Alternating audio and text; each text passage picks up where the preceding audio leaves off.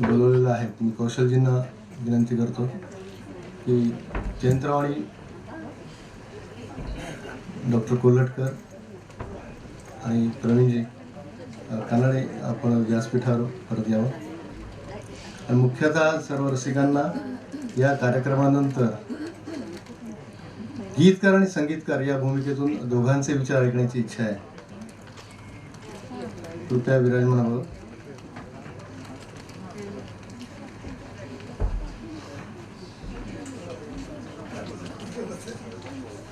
प्रवीण डोणे आपले मूळचे डोंबिवलीचे, सध्या ठाणे रहिवासी असले तरी सुद्धा, आणि आज योगायोग असा आहे की डॉक्टर कोल्हटकर आणि प्रवीण डोणे हे या जोशी हायस्कूलचे माजी विद्यार्थी एकाच व्यासपीठावर आहेत. तो दुर्मिळ योग आपल्याला मिळालेला आहे.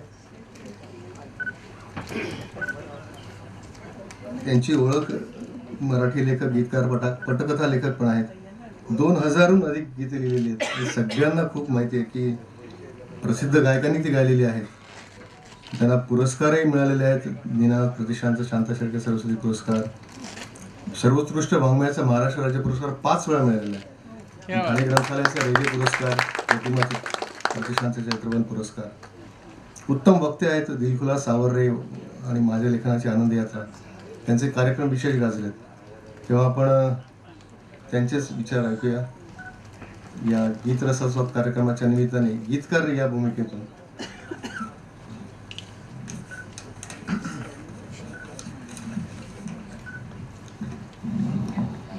कागदाच्या घड्या पाहून दचकू नका.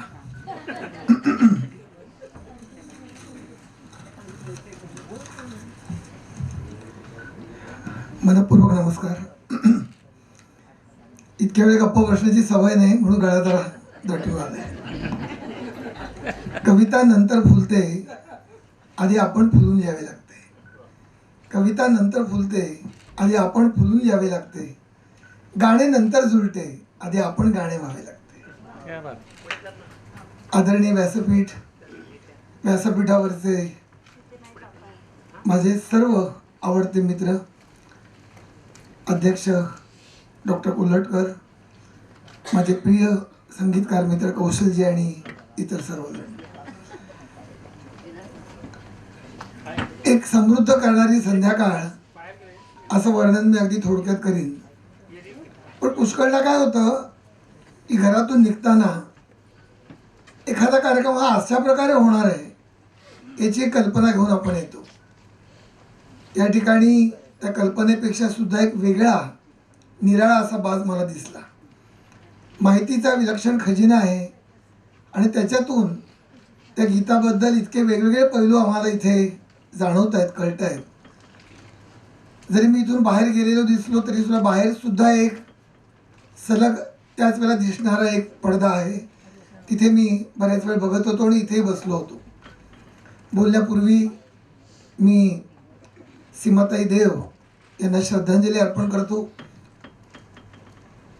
चित्रमंदिरातील निरांजन असं ज्यांना आपण म्हणू, आणि ज्यांच्यावर सात्विकता आणि मांगल्य मूर्तिमंत ज्यांच्या व्यक्तिमत्वात दिसतं, ते सुलोचना दिदी आणि आता सीमाताई.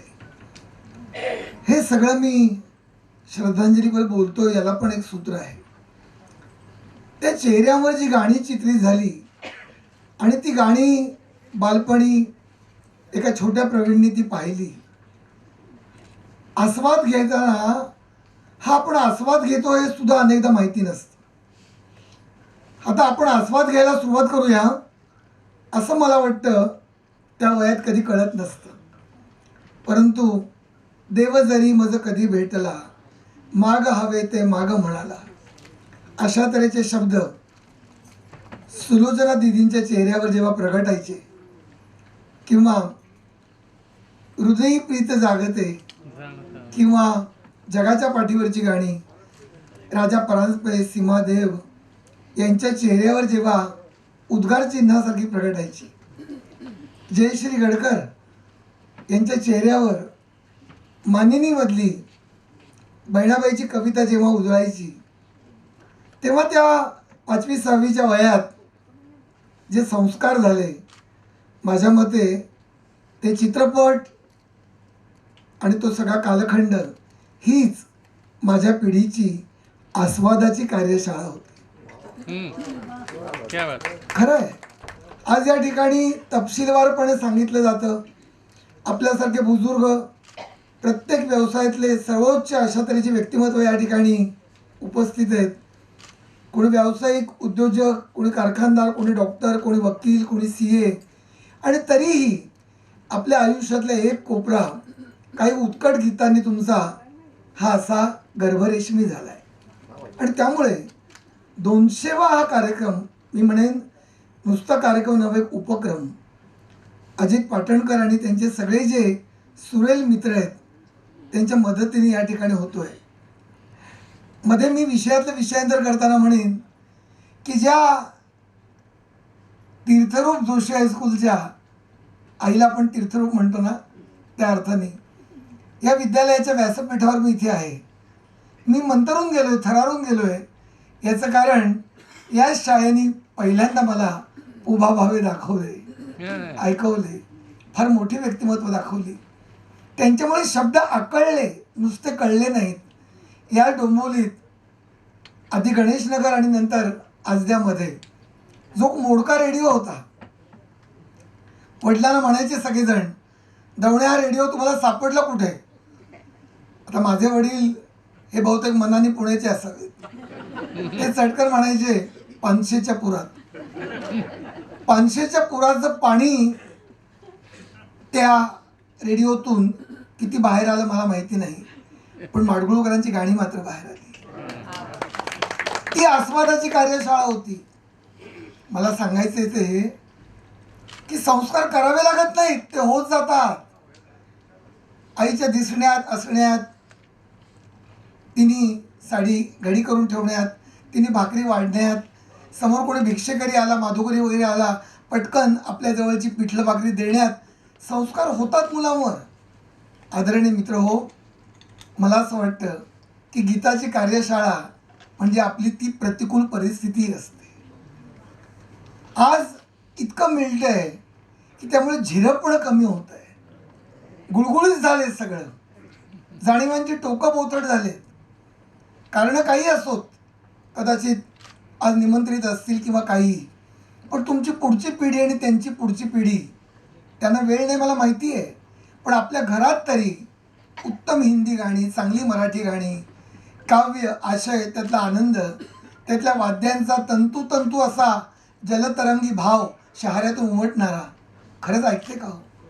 थोडं तर विचार करूया. एखाद्या गरम भाकरीचा पापुद्रा जसा चटकन आपल्याला आवडतो, त्याप्रमाणे एखाद्या मराठी, हिंदी किंवा अगदी इंग्रजीतसुद्धा त्या गाण्याचा तो आतला अन्वय, आतली ऊब पुढच्या पिढीला पण देतो का हो?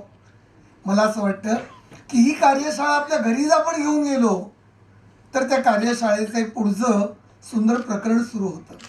आज मित्रमैत्रिणींनो, फक्त चिकित्सा होत चालली, समीक्षा होते ज्याची गरज आहे, पण आस्वाद हा एक वेगळा संस्कार आहे.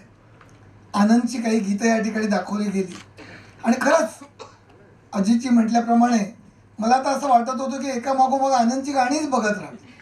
नको ती माहिती, नको तो आस्वाद. याचं कारण मी आस्वादाला नावं ठेवत नाही आहे की त्या ठिकाणी दिग्दर्शकांनी राजेश खन्नांकडून त्याच्या चेहऱ्यावर उमटवून घेतलेली प्रतिबिंब मी मुद्दामून म्हणतो, कारण त्यांचे इतर वेळेचा त्यांचा अभिनय चांगला असेल, पण ऋषिकेश मुखर्जींसारखे जेव्हा दिग्दर्शक मिळायचे, किंवा जितेंद्र, कारवा आणि हिम्मतमधला जितेंद्र आणि किनारा आणि परिचयमधला जितेंद्र, काही ना काहीतरी दिग्दर्शक संस्कार करतो. मित्रमैत्रिणींनो, कोशिशमधला संजीव कुमार आणि ती जया भादुरी आपण विसरूच शकत नाहीये, लक्षात ठेवावंच लागत नाहीये. उत्तम गाणं कुठलं, उत्तम दृश्य कुठलं, तर ते पाठ करावं लागत नाही, ते पाठ सोडत नाही. मला वाटतं की ते पाठ न सोडणारं असं काहीतरी आम्हाला मिळालं, ते आज कुठेतरी कमी होतंय. आणि ही कार्यशाळा, ही आस्वादशाळा एका प्रकारे त्यासाठी एक पूरक मदत करते. पुढे जाताना मी असं म्हणेन की आपण कलावंतांच्या प्रतिभेबद्दल बोलत असतो, पण आपण आस्वादकांच्या प्रतिभेबद्दल बोलतो का? मी तर असं म्हणेन, आणि कौशलजी सुद्धा कदाचित मान्य करतील, की संगीतकार, गायक, कवी यांचा जसा एक शब्दांचा रियाज असतो, सुरांचा रियाज असतो, त्याप्रमाणे रसिकाचा पण एक रियाज असतो. कान तर सगळ्यांनाच असतात. रस्त्याने जाताना आपल्याला हॉर्न म्हणजे भोंगा पण ऐकू येतो, पण श्रवण करणं वेगळं आणि भोंगा ऐकणं वेगळं. आणि त्यामुळे मला वाटतं की ऐकण्याचं रूपांतर श्रवणात होण्यासाठी मध्ये अशा प्रकारच्या आस्वाद शाळांची गरज असते असं मला वाटतं. आणि त्यामुळे तो आस्वाद या ठिकाणी आपल्याला मिळत गेला असेल तर ती संपन्नता खूप वेगळ्या प्रकारची असेल. मी मगाशी म्हटल्याप्रमाणे की आकाशवाणी म्हणजे एक श्रवणाची पाठशाळा होती. श्रवणाची म्हणजे आता आपण गाण्याबद्दल बोलतोय आणि विषयांतर होईल आणि तुम्ही लगेच छान ऐकायला लागल्यामुळे मी त्याचा गैरफायदा घेतल्यासारखं होईल. पण मी तुम्हाला सांगतो, श्रुतिका सुद्धा मी ऐकायचो ना. श्रुतिका डॉक्टर, मी खरं सांगतो, मी काही बेभान नाही झालेलो हे ऐकतात म्हणून. पण मी त्यांना लगेच काळजी, डॉक्टर ऐकते आणि मुलांची असल्यामुळे मी लगेच माझ्यातलं लहान मूल जागं होतं. मित्रांनो, गंमत सोडा, पण साधा नीलम प्रभू आणि बाळ कुडतरकर यांचा संवाद ऐकताना सुद्धा ती श्रवणाची पाठशाळा होती. अहो, शन्ना नवरेने लिहिलेलं महानंदा, गुप्तदार हृदय नंतर झालं, जयवंत दळवींच्या कादंबरीवरचं, ते उसास जे असायचे ना, शब्द तर जाऊ द्या, नुसते श्वास निश्वास त्याचं पण गाणं व्हायचं. सांगायचं ते हे की जर गद्यातलं संगीत आम्हाला त्या पाठशाळेने शिकवलं तर मग संगीतामधलं आणि कवितेतलं गीतातलं काव्य त्या रेडिओनी त्या आकाशवाणीने किती शिकवलं असेल. तेव्हा कुठे कार्यशाळा होत्या, तेव्हा कुठे असे क्लब होते. पण वडील जेव्हा मला म्हणायचे गीत रामायण लागल्यानंतर, बस बघ कसं लिहिलंय, वसंत वैभव गाते कोकिल, बघ कसं आहे, कोकिळ नाही कोकिल कसं लिहिलंय, पुत्र भेटीचा घडे महोत्सव, पुत्र भेटीचा हे सांगायचे. बघ लवकुश रामाला म्हणतायत, ज्योतीने तेजाची आरती, ज्योत आणि तेज त्यांची आरती. हे वडील काही शिक्षक नव्हते भाषेचे, आपोआपच खऱ्या अर्थाने ते वडील असायचे, कारण त्यावेळेला वडील पालक असण्याची पद्धत होती. आणि त्यामुळे नुसतं जन्मदाते नव्हते, ते आपले खरंच संस्कारदाते पण होते. मित्रमैत्रिणींनो, त्यामुळे आकाशवाणी म्हणा किंवा कृष्णधवल रंगामध्ये जेव्हा दूरदर्शन होतं त्यावेळेचे तो छायागीत नावाचा कार्यक्रम पहिल्यांदा आज आपल्याला इतक्या सहजगत्या उपलब्ध झाले. पटकन आपण यूट्यूबवर 2 ओळी टाईप करतो आणि ते गाणं झटकन प्रगटतं, थांबावं लागत नाही. पूर्वी बिनाका मालामध्ये एखादं गाणं लागेल थांबायचो, किंवा सिलोन रेडिओवरच्या म्हणजे नंतर जी श्रीलंका झाली त्याच्यावर आपण थांबायचो की हे गाणं कधी लागेल. खरं सांगू मित्रांनो, त्या गाण्याच्या सुंदरतेत आपलं थांबणं मिसळलं की त्याचं खरं गाणं होतं. आज ते थांबणं, ती तितिक्षा, ती कुठेतरी हरवलंय असं मला वाटतं. तो एक स्वतःचा शोध असतो, ती स्वतःची एक धडधड असते, ती स्वतःची कहाणी असते. मला वाटतं मित्रमैत्रिणींनो की कुठल्याही गीताचा आस्वाद घेताना आपलं आयुष्य त्याच्यामध्ये अगदी नकळत मिसळलेलं असतं. मग ते स्त्रीप्रधान गाणं असो, पुरुषप्रधान असो, त्यावेळेला आपण नायिका असेल आणि आपण पुरुष असू तरी आपण नायिका होतो. त्या ठिकाणी आपण स्त्री असो आणि पुरुषाचं असेल तरीसुद्धा आपण नायक होतो. इतकी जी समरसता असते ते या सगळ्या मिळून कलावंताचं एक यश असतं. स्पर्श, रूप, रस, रंग, गंध या पंचसंवेदना एकत्र करून आपोआपच ती कलाकृती निर्माण होते, ते एक शिल्प निर्माण होतं. साधे मुंबईच्या जावईमधली इतकी साधी रचना आहे, पण त्या साधारणतः 72-73 साली त्या काळात नाशिकला आम्ही असताना 5वी-6वीला मी ते बघितलं, विसरूच शकलं नाही. सुरेखा नावाची एक तशी खूप काही नंतर गाजलेली नाही अशी ती अभिनेत्री होती. पण आज कोणीतरी यावे, ओळखीचे व्हावे, साधे शब्द आहेत. मी ना कौशलचे विचार करतो त्या गाण्याच्या मीटरचा, त्या रूपवंदाचा, कसं लिहिलंय म्हटलं तर पटकन काव्य किती सामान्य म्हणून कोणीतरी टाकून दिलं असं. काय गाण्याचं आहे, आज कोणीतरी यावे, ओळखीचे व्हावे, हे काय काव्य आहे? हे कुठे महाकाव्य आहे? पण तुम्हाला सांगू का, चित्रपटासाठी महाकाव्य लिहिणं म्हणजे ते चित्रपटासाठी योग्य गाणं न लिहिणं आहे. आणि त्यामुळे सोपं लिहिणं, साधं लिहिणं याचं कारण मित्रांनो, भावना जी असते प्रेयसीची, आईची, ताईची, वहिनीची, ती भावना ही शब्दकोशामध्ये शब्द पाहून बघायची नसते, ती जगायची नसते, ती आतमध्ये धडधडायची असते. साधी गोष्ट असते. आणि त्यामुळे त्या बालपणी नाशिकच्या त्या चित्रमंदिर नावाच्याच एका, चित्रमंदिरच नाव आहे तिथल्या थिएटरचं, त्या ठिकाणी जेव्हा तो मुंबईचा जावई पाहिला, काही शब्द मला कळत नव्हते, पण मला इतकी मजा वाटायची ना की काय लिहिलंय, विचारल्या विना हेतू कळावा, त्याचा माझा स्नेह जुळावा, हात हाती घ्यावे. काय साधं आहे, पण त्या सगळ्या साधेपणामध्ये एक अंगावर शहारा आहे. वाट पाहणं. एकीकडे पाऊस आहे, बघायला येणार आहेत कथेमध्ये, आणि नंतर तो पाऊस येतोय, अंगावर तो शहारा. साधा आहे, कार्य दुरावा कार्य अपुरा, किती साधे शब्द आहेत. परंतु ते छोटं कुटुंब, घर, ती बापूंची कथा, मुंबईचा जावई, छोटी एक ऑलरूम किचनची छोटी खोली, मुद्दामून सगळेजण बाहेर पडलेत, पती पत्नीला एकत्र येता येत नाही, अशा वेळेला दोघांची होणारी घुसमट, नुसता रोमांस नव्हे, टगमग. मग अशी बोलताना म्हणाले की अमुकच एक शब्द असतो मराठीमध्ये, इच्छा. तसं नाही आहे. आपल्याला त्या छटा माहिती नाही आहे, पण मराठीमध्ये सुद्धा शब्दामागे शब्द, प्रतिशब्द, छटा समृद्ध भाषा आहे आपली.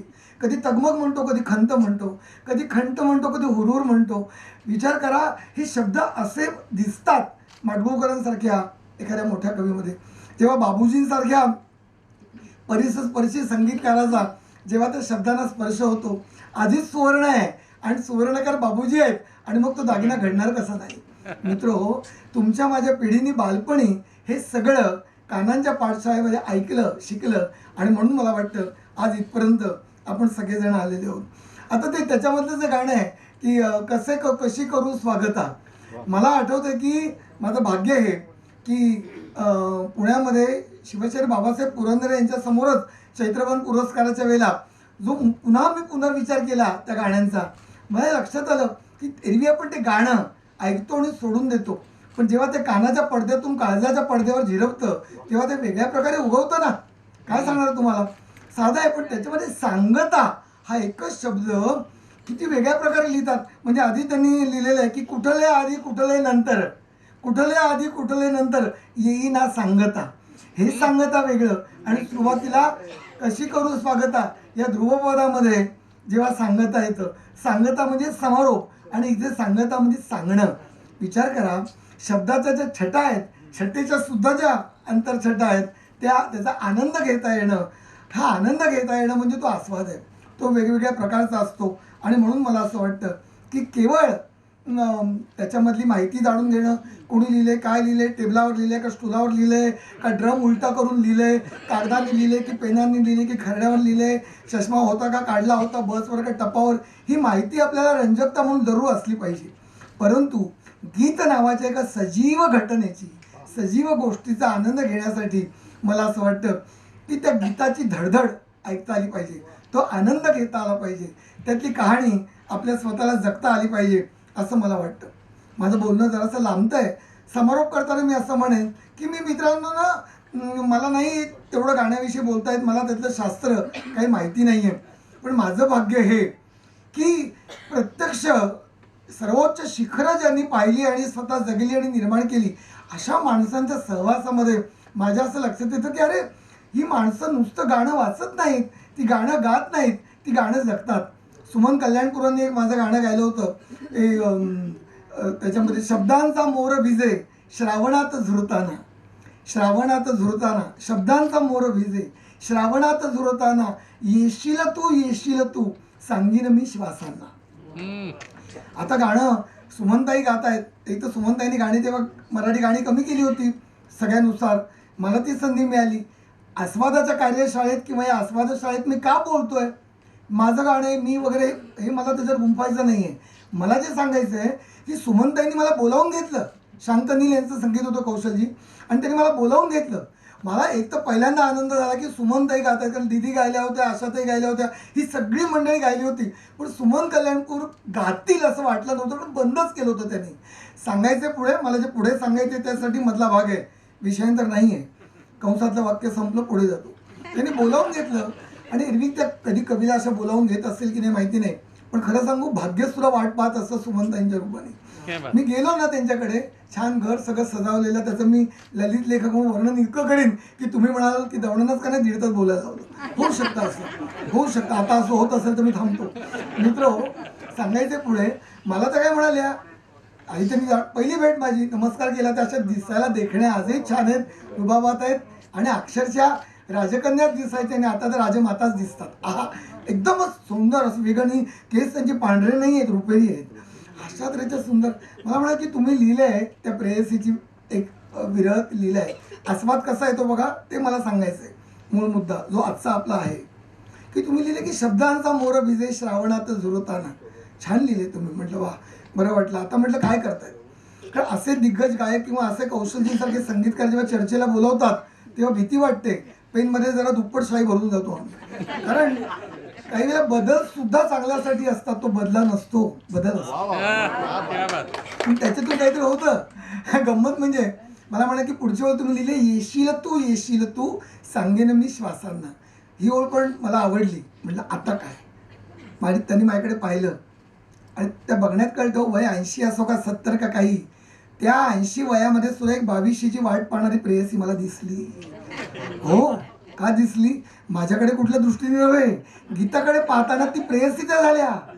मी हे सांगतोय आस्वाद, हा अनुभव हा माझा आहे, कुठून तरी घेतलेला किंवा जुन्या रसरंगामधून काढलेला नाहीये. या ठिकाणी मी जगलेलो आहे. तो मला म्हणाला की प्रवीण असं केलं तर. म्हटलं काय? येशील तू येशील असं केलं तर. तुम्ही म्हटलं पण जरा मात्रा थोडं चुकतील ना. तर त्या म्हणाल्या आपण भावगीत लिहितोय. आणि पुढे त्या म्हणाल्या की त्या अजून न आलेल्या प्रियकराला, त्याच्या आठवणींना, त्याच्या खात्रीला, त्याच्या न येण्याला ती इतकी निश्चित आहे की तू येणार. आता समोर असेल तर काही म्हणणार नाही ती, पण येशील तू. आणि नंतर ती खात्रीने आत्मसमोह होते. त्या म्हणाल्या आणि ती म्हणते येशील तू. तू येशील, तू येशीलच. आणि अंगावर काटा आला. तो बदल मी ठेवला. तो सुमन कल्याणपूर म्हणाले म्हणून मी ठेवला नाही, तर माझ्यातल्या गीतकारातल्या आस्वादकाला, माझ्यातल्या गीतकारातल्या रसिकाच्या अंतकोशाला, सृजनकोशाला त्यांनी धक्का दिला आणि मी ती ओळ ठेवली. मला सांगायचं आहे की गीतकार असो किंवा संगीतकार ही एक एकत्र रसायन आहे. ज्याप्रमाणे त्रिवेणी संगमात गंगेचं पाणी कुठलं, यमुनेचं कुठलं आणि सरस्वतीचं कुठलं कळत नाही, त्याप्रमाणे चांगल्या गाण्यात काय नेमकं आहे, कोणाचं, दिग्दर्शकाचं का ढमक्याचं, असं करता येत नाही. एकदा का खिचडी पक्की झाली अशी शिजून रसरशीत, कुठलाही जरी पिवळा दाणा तो त्या भाताचा असा पिळल्यानंतर मिठा सकट, त्यातला चवी सकट असा रसरशीत दिसायला लागतो.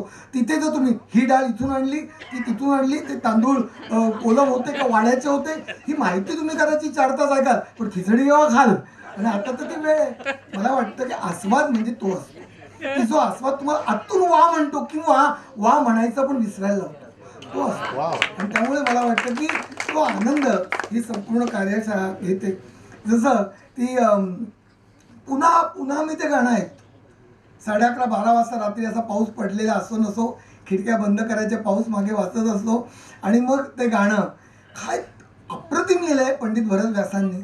डोळ्यात पाणी येत आणि ते चित्र मला कुठे बघायला मिळत नाही, कारण ते उपलब्धच कुठे नाही असं म्हणतात. अंजली देवी आणि महिपाल ती माहिती मी मिळवली की ते कलावंत. आणि मग तुम गगन के चंद्रमा, अक्षरशः काव्य संगीत काय या सगळ्याचं काही जे झालेलं आहे ना, काय जे आहे, तू महासंगीत के स्वर मैं अधूरी सास पर, आणि त्याच्या आधी मैं किनारे की लहर तू महासंगीत के स्वर, हे जे काही शब्द आहेत सगळं काही मी वाचत नाही. म्हणजे समर्पण किती आहे सती सावित्रीचं आणि त्या सत्यवानाचं एकमेकाविषयी. प्रीतीमधलं मांगल्य, मांगल्यातले संस्कार, संस्कारातलं मूल्य, मूल्यामधलं समर्पण, ती जी प्रेमामधली प्रीती, हा जो एक भाग आहे. नुसतं लव नव्हतं तेव्हा, प्रेमही नव्हतं, प्यार तर नव्हतंच, पण प्रीती होती. आणि त्यामुळे हिंदी असो का कुठलीही भाषा असो, त्यामधल्या या सगळ्या गाण्यांच्यामध्ये जगण्याविषयी प्रेम आहे. म्हणून त्या आनंदाचं आयुष्य असो ते आपलं होतं. आपल्याला जणू तो आजार होतो आणि असं वाटतं की अरे खरंच तो दूरचा दिवस, ती संध्याकाळ ही केवळ समुद्रावरची नाही, ती आपल्या आयुष्यातली संध्याकाळ आहे की काय. आणि नंतर मग सावलीसारख्या येणाऱ्या त्या आठवणी. मित्रमैत्रिणींनो, वैदा रेहमानच्या त्या प्रसिद्ध गाण्याचा मगाशी उल्लेख झाला आणि खरोखर ते करताना, ते ऐकताना माझ्या असं लक्षात आलं की अरे मगाशी म्हटल्याप्रमाणे कुठल्याही प्रकारचं वाङ्मय चौर्य नसतं, पण दोन मोठी माणसं एक प्रकारे समांतर विचार कसा करतात ते माझ्या लक्षात आलं. हमने देखी उन आंखों की महकती खुशबू, मला अतिशय आवडणारं गाणं, त्यावर पुन्हा पुन्हा बोलणार नाही कारण ते ऐकेल, पण त्यातलं जे प्यार को प्यारे ही रहने दो आणि काय रिश्ते का कोई नाम ना दो वगैरे, ते करताना मला कौशलची, मला कुसुमाग्रजांची कविता जी आहे ना, करेक्ट बरोबर आहे, तिथे लिहिलं की नात्याचं नाव आपल्या देऊ नकोस काही, साऱ्या तारकांची जगत असं जाणं. विचार करा, कुसुमाग्रज, त्या ठिकाणी दुसरे कवी गुलजार किंवा आणखीन कोणी असं, हे जे सगळं आहे की मला असं वाटतं की अवकाशामध्ये ज्याप्रमाणे अनेक जणांचे श्वास निश्वास गुंतलेले असतात, तसे या जगाच्या या मोठ्या प्रदेशामध्ये या सगळ्या महाकवींचे संगीतकारांचे सूरसुरा असे कुठेतरी फिरता फिरता हस्तांदोलन करून म्हणत असतील की मी तेव्हा त्या मी उमलले रे, आता पुन्हा मला नव्याने उमलायचे, आपण पुन्हा भेटूया ना. अशा प्रकारे जे होतं तो कुठेतरी हा आस्वाद असतो. समारोप करताना एवढंच म्हणेन की असा हा द्विशतक महोत्सवी हा कार्यक्रम आहे. अजितजी आणि आपण सगळेजण एका अर्थी अजिंक्य आहात आणि ही यात्रा ही पुढे महायात्रा चांगल्या अर्थाने आनंदोत्सवाकडे अशी चाललेली आहे. इतकं सुंदर सभागृह, सगळे डोंबिवलीकर म्हणजे काय म्हणतात त्याला, रसिकतेचं दुसरं नाव शब्दकोशात बघायचं झालं डोंबिवलीकर. आणि त्यामुळे मला वाटतं की आहे मी इथलाच आहे, माझं माहेरच आहे आणि नाही याच्यातून आपण तो आनंद घेतोय. म्हणून म्हटलं की सगळ्यात डोंबिवलीत बोलणं मला अडचणीचं जातं याचं कारण की लगेच मला त्या मग भाव्यांच्या आठवणी येतात, शब्दांच्या येतात, कविता येतात, काव्यरसिक मंडळाच्या येतात, डॉक्टर देशपांडे समोर आहेत त्यांच्याबरोबर घालवलेल्या क्षणांच्या येतात. हे सगळं का आठवतं मला, ते हे सगळं मिळून माझ्यातला आस्वादक तयार झाला. मी नेहमी म्हणतो की मी कसा कवी आहे माहिती नाही, मी किती चांगला का वाईट गीतकार आहे ते काळच ठरवेल, परंतु कोणी ठरवं न खोरो मी आस्वादक मात्र नक्की चांगला आहे, एक उत्कट आस्वादक आहे. डोळ्यात टचकन पाणी येणं किंवा आतमध्ये काळजाच्या त्या मखमली पेटीवरती पावलं अशी उमटत राहणं हे मात्र मला नक्कीच हे देणं या कलाकृतीने दिलं आहे. आणि त्यामुळे अशा कलाकृतीचं देणं जेव्हा लेणं होतं त्यावेळेला आयुष्याचं खरंच सोनं होतं. नाही तर मग शेवटी टिकतात अनेक जण पण जगतात किती.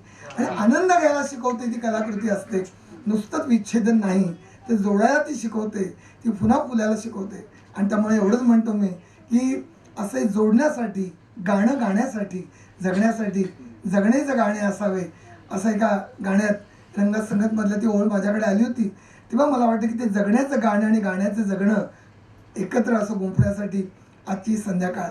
अशा तऱ्हेच्या समारंभाला साक्षात माझे आवडते संपादक मित्र, ज्येष्ठ मित्र सुधीरजी जोगळेकर यांचा अमेरिकेतून मला दूरध्वनी आला. एक वेळ डोंबिवलीतून आला असता तर मी थोडा विचार केला असता, पण अमेरिकेतून आल्यावर दडपणच येतं, कारण अमेरिकेतून कोणी आलं की ग्रेट वाटतं. आणि तिथं फोनच आला आणि तो जोगळेकरांचा. इथे मग ही सगळी मंडळीत मला कळलं, कौशलजी पण बरोबरच म्हटल्यावर कळलं. म्हटलं वा, निदान भेटीगाठीची खूप छान मैफल होईल आणि तशी आता झालेली आहे. त्यामुळे मला वाटतं की ती मैफल अशी पुढे राहील आणि ती सतत चालू राहो. मी आस्वादक म्हणून किती बोललो, माझ्या बोलण्यांतून आजच्या विषयाला साजेसं किती मिळालं याच्यावर तुम्ही फार तर 201वा कार्यक्रम ठेवू शकता. परंतु एवढं मात्र खरं आहे की प्रवीण दवणे आत्ता या ठिकाणी जो व्यक्त झाला तो अंतर्मनापासून कवितेवर प्रेम करणारा, सुरांवर, संगीतांवर, जगण्यावर, आपल्या वेदनेवर, वेदनेतल्या संवेदनेवर असं व्यक्त करणारा असा कोणीतरी आहे. आणि त्यामुळे एकच होतं की कलाकृती आपल्याला अधिक चांगला माणूस करतं आणि अधिक चांगला माणूस होण्यासाठी या तऱ्हेचे आपण एकत्र आलो. या ठिकाणी प्रतिमा फिल्म सोसायटीसारखी एक श्रवणाची रियाजशाळा, जगण्याची पाठशाळा प्रयत्न करते, त्याबद्दल मी अभिनंदन करतो. पुन्हा एक समृद्ध संध्याकाळ मला माझ्या ओटीत देऊन खऱ्या अर्थाने माहेर वाशिंडचं पुरुष काय होतं मला माहिती नाही, आजीजी सांगतील, माहेर भाषांत आपण म्हणत नाही, परंतु ते मला केलं, आनंद मला वाटला. धन्यवाद.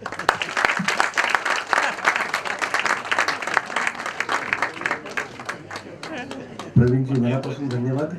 संवेदनशील कवी आणि लेखक, माणूस म्हणून सुद्धा किती ग्रेट आहे. आणि आम्हाला थोडंसं वाईट वाटतं की त्यांना वेळ खूप कमी मिळाला. असंच ओघवतं अजून ऐकण्याची आमची इच्छा होती. वेळेवर आपल्याला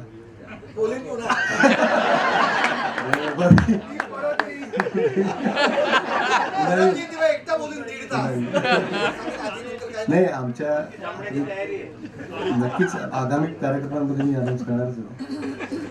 1959 साली फेडरेशन ऑफ फिल्म सोसायटीची स्थापना सत्यजित रायांनी केली कलकत्त्याला आणि एक भारतभर ही चळवळ सुरू झाली आणि या प्रतिमा फिल्म सोसायटी सुद्धा याच्याशी संलग्न आहे. त्यानिमित्ताने हे वेगवेगळे कार्यक्रम आपण गेल्या 16 वर्षात केलेले आहेत. उत्तमोत्तम दर्जेदार मराठी, प्रादेशिक, राष्ट्रीय, आंतरराष्ट्रीय चित्रपट, लघुपट आणि माहितीपट दाखवले. आत्तापर्यंत 4 बालचित्रपट महोत्सव, 3 चित्रपट रसास्वाद शिबिर, परिसंवाद, प्रीमियर शो, महिला दिग्दर्शित चित्रपट महोत्सव, विविध देशातील चित्रपट महोत्सव यांच्याद्वारे चित्रपट साक्षरता वाढवून सोसायटी चळवळीमध्ये महत्त्वाचं योगदान दिलेलं आहे. त्यामुळे आत्ताही अजून हे उपक्रम आमचे चालूच आहे. महिन्यातून 1 चित्रपट आणि 2 गीत रसास्वाद कार्यक्रम होतात. वर्षाचे फक्त 1200 रुपये वर्गणी आहे. कार्यक्रम संपल्यानंतर ज्यांना कोणाला सभासद व्हायचं असेल अवश्य होऊ शकतात. कारण आर्थिक संस्था चालवताना आर्थिक योगदानसुद्धा महत्त्वाचं असतं. यानंतर आपण गीतकारांच्या भूमिकेतून ऐकलं आहे गीताचं संगीत करताना किती परिश्रम असतात. आणि कौशलजींचा मी थोडक्यात परिचय म्हणजे पुण्याचा जन्म असला तरी स्वतः एक अतिशय उत्तम गायक आणि संगीतकार आहेत. दूरचित्रवाणी मालिकांची शीर्षगीतं, मराठी चित्रपट आणि त्यांचा विशेष म्हणजे मराठी अभिमान गीत नावाचं संगीत दिग्दर्शन केलेला अल्बम सगळ्यांनाच माइलस्टोन येतो. शाळकरी वयामध्ये त्यांनी प्रसिद्ध संगीतकार कमलाकर भागवत यांच्याकडून संगीताचं शिक्षण घेतलं. महाविद्यालयीन शिक्षण मुंबईच्या रुपारेल महाविद्यालयात झालं. त्यानंतर मराठी नाट्यक्षेत्रातील चेतन दातार यांच्याशी त्यांची भेट झाली. दातारांच्या सहकार्याने पुढील काळातील नाट्यक्षेत्राकडे वळले. पदवी अभ्यासक्रम पूर्ण केल्यानंतर त्यांनी फक्त लिखाण करण्यात आणि संगीत अभ्यासण्यात व्यग्र करून घेतले. सुरुवातीला त्यांनी जाहिरातींना अल्बमांना संगीत देण्याचं काम केलं. 10 साली अनेक नामवंत गायकांना कलाकारांना ध्वनी अभिनंदन घेऊन मराठी अभिमान गीत हा अल्बम तयार केला आणि त्या अल्बमांची गीत खूप गाजली आणि त्यांना चांगली प्रसिद्धी मिळाली. संगीत देण्याबरोबर त्यांनी स्वतःच्या अल्बमची निर्मिती आणि प्रकाशन व्यवस्थाही सांभाळली. नुकतंच त्यांनी ठाण्यालाही 3 वर्षापासून स्वतःचा स्टुडिओ उभारलेला आहे. 2011 साली प्रदर्शित झालेल्या बालगंधर्व चित्रपटासाठी त्यांचं दिग्दर्शन झालं. तर सगळ्यांना आवडलेले गाणी अजिंठा, अधांतरी, आग, नॉट ओनली मिसेस राऊत इत्यादी मराठी चित्रपटांसाठी येलो संगीत दिग्दर्शन केलं आहे. त्यांनाही बरेच पुरस्कार मिळाले. स्वरानंद प्रतिष्ठानचा 99 सालचा केशवराव भोळे पुरस्कार, इंद्रधनु ठाणेचा 2000 सालचा युवनमेश पुरस्कार, लोकसत्ता आणि थिएटर अकादमीतर्फे दिला जाणारा 2002 सालचा अमेंबल पुरस्कार आणि महाराष्ट्र राज्य नाट्य पुरस्कार विखे परिषद 2005 साली. तर अशा या प्रतिभावंत संगीतकाराशी आणि तरुण संगीतकाराशी आपण संवाद साधूया. मी त्यांना विनंती करतो की त्यांना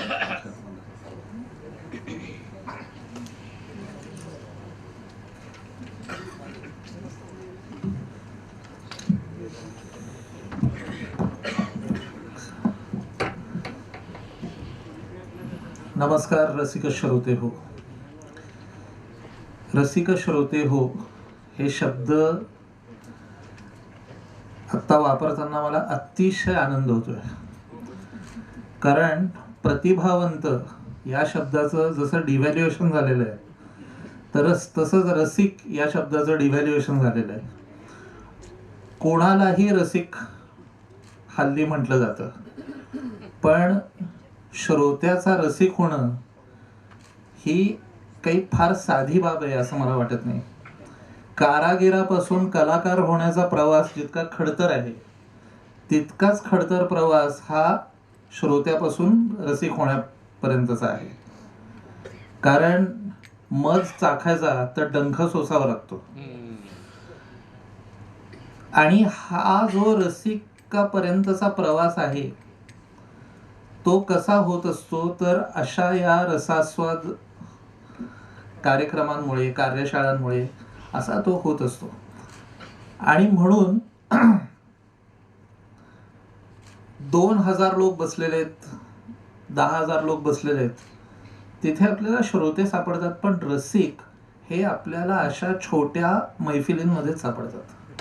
कारण मास IQ कमी होतं आणि मग नंतर फक्त स्लोगनियरिंग करावं लागतं. तुम्ही 1 लाखाच्या सभेमध्ये गरिबी हटाव एवढंच म्हणू शकता, इकॉनॉमिक्स वरचा थिसिस नाही वाचू शकत किंवा त्याच्याबद्दल सूक्ष्म काही बोलायचं म्हटलं तर आपल्याला बोलता येत नाही.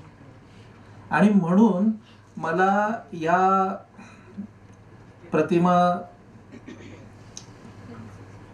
आणि तुमच्या रसास्वादाचं हे काय झालं,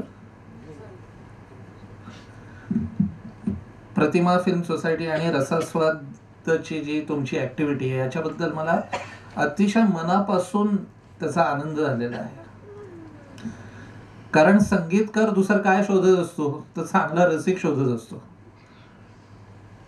बालगंधर्व जेव्हा रसिक मायबाप म्हणायचे आणि बालगंधर्व चित्रपट करताना मी हा बराच विचार केला की रसिक मायबाप का म्हणत असतील. ते केवळ कोणीतरी तुमचं तिकीट विकत घेऊन येतंय म्हणून ते मायबाप म्हणत असतील तर मला नाही वाटत असं. काय होतं की कुठल्याही कलाकृतीला पूर्णत्व रसिक देत असतो आणि त्यामुळे रसिकाला किती सूक्ष्म जागा कळतात त्याच्यावर तो रसिक सतत त्या कलाकाराला एका अर्थाने चॅलेंज करत असतो. हा एक द्वैताचा खेळ आहे की डायलेक्टिक आहे.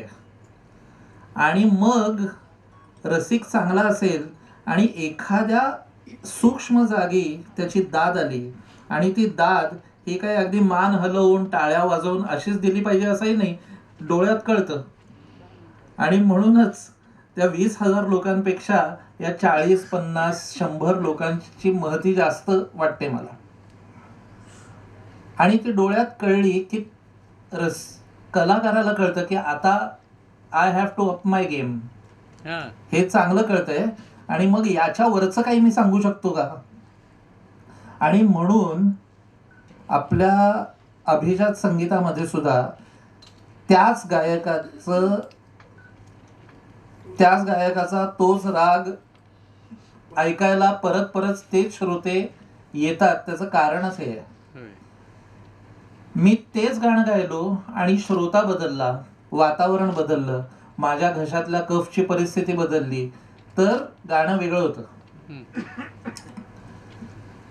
सांगायचा मुद्दा असा की आज अजित पाटणकरांचं सुद्धा विस्तृत असं सत्र मी ऐकलं आणि गाणं समजून घेणं याला इतके वेगवेगळे आयाम आहेत. कोणी मला विचारलं की भारत हा कसा देश आहे, तर आपल्याला माहिती आहे की बरेच उत्तरं त्याला सापडतात की भारत कसा देश आहे, तर हत्तींचा आणि वाघांचा प्रदेश आहे, नद्यांचा आणि पर्वतांचा देश आहे, विविधतेत एकता असलेला देश आहे, अशी उत्तरं आपल्याला मिळतात. पण तुम्ही मला विचाराल भारत कसा देश आहे, तर मी म्हणेन की भारत हा गाण्यांचा आणि गोष्टींचा देश आहे. आणि गोष्टीतून गाणं सांगणं हा आपला राष्ट्रीय धर्म आहे. हा योगायोग नाही की आपल्या इथलं सर्वोच्च तत्वज्ञान, त्याचं नाव सुद्धा आपण भगवद्गीता असं म्हटलेलं आहे. छंदातनंच सगळं सांगायचं, गोष्टीतनंच सगळं सांगायचं, गणित सुद्धा छंदातून शिकवायचं, हीच आपली परंपरा आहे. त्यामुळे चित्रपटात आपल्या गाणी आहेत याचं कोणालाही काही आश्चर्य वाटायचं कारणच नाही. ती आपली पद्धतच आहे.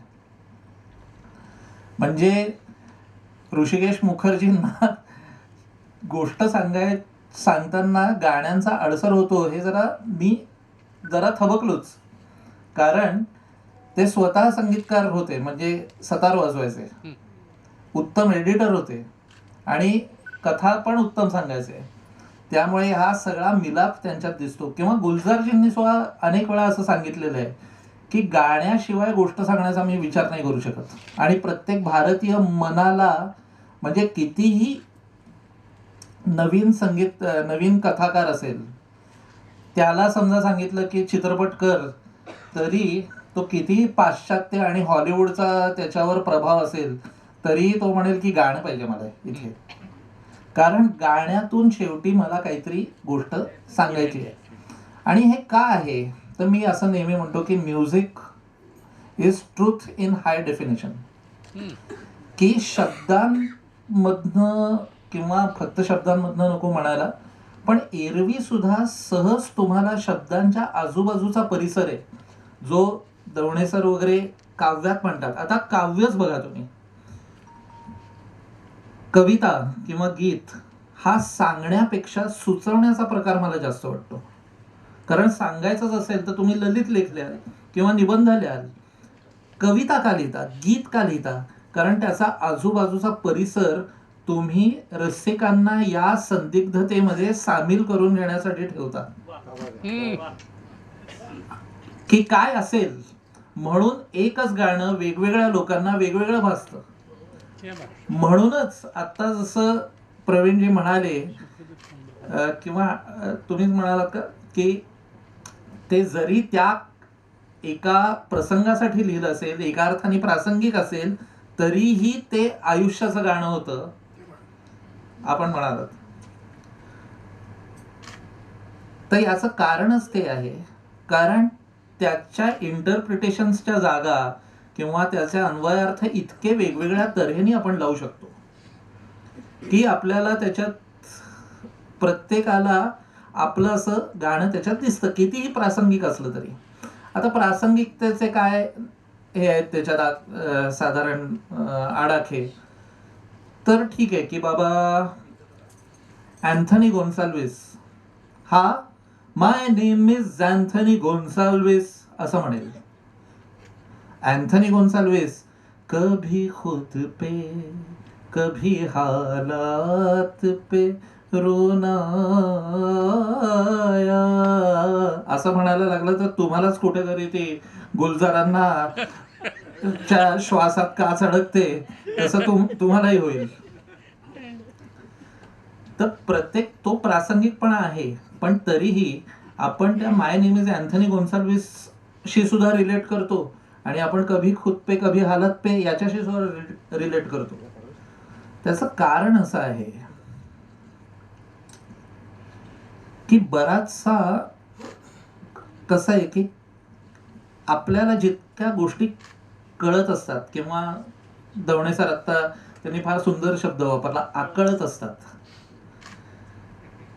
त्या सगळ्या गोष्टी समजा तुम्हाला सांगितल्या की या परत म्हणून दाखवा किंवा सांगा नेमकं काय आकळलंय, तर आपल्याला इतकं सूक्ष्म काही सांगता येत नाही बघा. मग आपण काय करतो, त्याचे टॉकिंग पॉइंट्स करतो की का तुम्हाला आवडला हा चित्रपट, आनंद चित्रपट का आवडला, तर तुम्ही म्हणता नाही राजेश खन्नाचं काम फार सुंदर आहे,